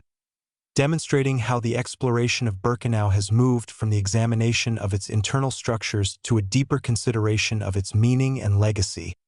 And as this continuity is recognized, it reinforces the idea that the understanding of the environment is not confined to a single perspective, but is shaped by the integration of multiple layers of observation and reflection. And as individuals engage with this final stage of the narrative, they are able to consider how the experience of Birkenau extends beyond its physical boundaries, influencing the way in which history is perceived and understood. And as this influence becomes more apparent, it highlights the importance of reflection as a means of engaging with the past, demonstrating how the act of considering an environment in depth can lead to a more nuanced and comprehensive understanding of its significance. And as this understanding continues to develop, it offers a perspective that is both grounded and expansive, allowing for a thoughtful engagement with the environment that acknowledges both its specific context and its broader implications. And as we reflect on this final stage of the narrative, it becomes clear that the experience of Birkenau is not something that can be fully captured in a single moment or description, but is part of an ongoing process of engagement and interpretation, where each new perspective adds to the overall understanding. And as this process continues, it ensures that the environment remains a point of connection between past and present, providing a space in which reflection and awareness can continue to evolve. And as this evolution unfolds, it reveals the enduring significance of Birkenau as both a physical place and a part of the broader narrative of history, demonstrating how the act of reflection can transform the way in which an environment is perceived, remembered, and understood over time. As the final reflection settles into place, the narrative gently transitions toward its closing moment, not by drawing a sharp line between beginning and end, but by allowing the understanding that has been developed to remain open, extending beyond the confines of the story itself, because the experience of engaging with Birkenau does not conclude with the final words, but continues through the awareness that has been formed, and it is within this awareness that the lasting impact of the narrative is found, as the environment becomes not only something that has been explored, but something that continues to influence how the past is considered and understood. And as this influence takes shape, it encourages a perspective that is both reflective and forward-looking, where the understanding of history is seen as an ongoing process, shaped by the ways in which it is engaged with over time. And within this process, the space of Birkenau remains a point of reference, a place where the physical and the historical intersect, allowing for a continued exploration of its meaning and significance. And as individuals carry this understanding with them, they contribute to a broader awareness that extends beyond the immediate narrative, connecting the experience of the camp to a wider context of reflection and interpretation. And as this connection develops, it highlights the importance of maintaining a thoughtful and considered approach to the past, recognizing that the way in which history is understood has a lasting influence on how it is remembered and integrated into the present. And as we consider how this perspective shapes the final stage of the narrative, it becomes evident that the conclusion is not defined by finality, but by continuity, where the insights gained from the exploration of Birkenau remain active, continuing to inform and shape understanding beyond the story itself. And as this continuity is embraced, it provides a sense of closure that is both complete and open-ended, allowing for the narrative to conclude while still leaving space for further reflection and engagement. And as this balance is achieved, it reinforces the idea that the significance of Birkenau lies not only in its history, but in the way that history is engaged with over time, demonstrating how the process of reflection can create a lasting connection between the past and the present. And as this connection continues to evolve, it ensures that the environment remains a meaningful part of the broader narrative of human experience, offering insights that extend beyond the specific context of the camp and into a wider understanding of history, memory, and perception. And as the narrative reaches its final moment, it does so with a sense of quiet resolution, where the focus is not on concluding the story, but on carrying its understanding forward, allowing the space of Birkenau to remain present not only as a physical location, but as a part of an ongoing dialogue about history and meaning. And as this dialogue continues, it provides a way of engaging with the past that is both thoughtful and enduring, ensuring that the significance of the environment is not lost, but remains a part of the broader awareness that shapes how history is perceived and understood. And as the final words settle, there is a sense that the narrative has come full circle, returning to the silence with which it began, but now carrying with it a deeper understanding, one that connects all that has been explored into a cohesive and lasting perspective, allowing the story to conclude not with an ending, but with a continued presence that extends beyond the boundaries of the narrative itself. And now, as we step away from Birkenau, we don't leave it behind. Because places like this are not meant to be forgotten. They are meant to be remembered, understood, and reflected upon, quietly, deeply, and honestly. What we've explored here isn't just history. It's a reminder of how environments, systems, and human choices can shape the world in ways that last far beyond their time. And even in silence, these places still speak. If this documentary helped you see, understand, or reflect in a deeper way,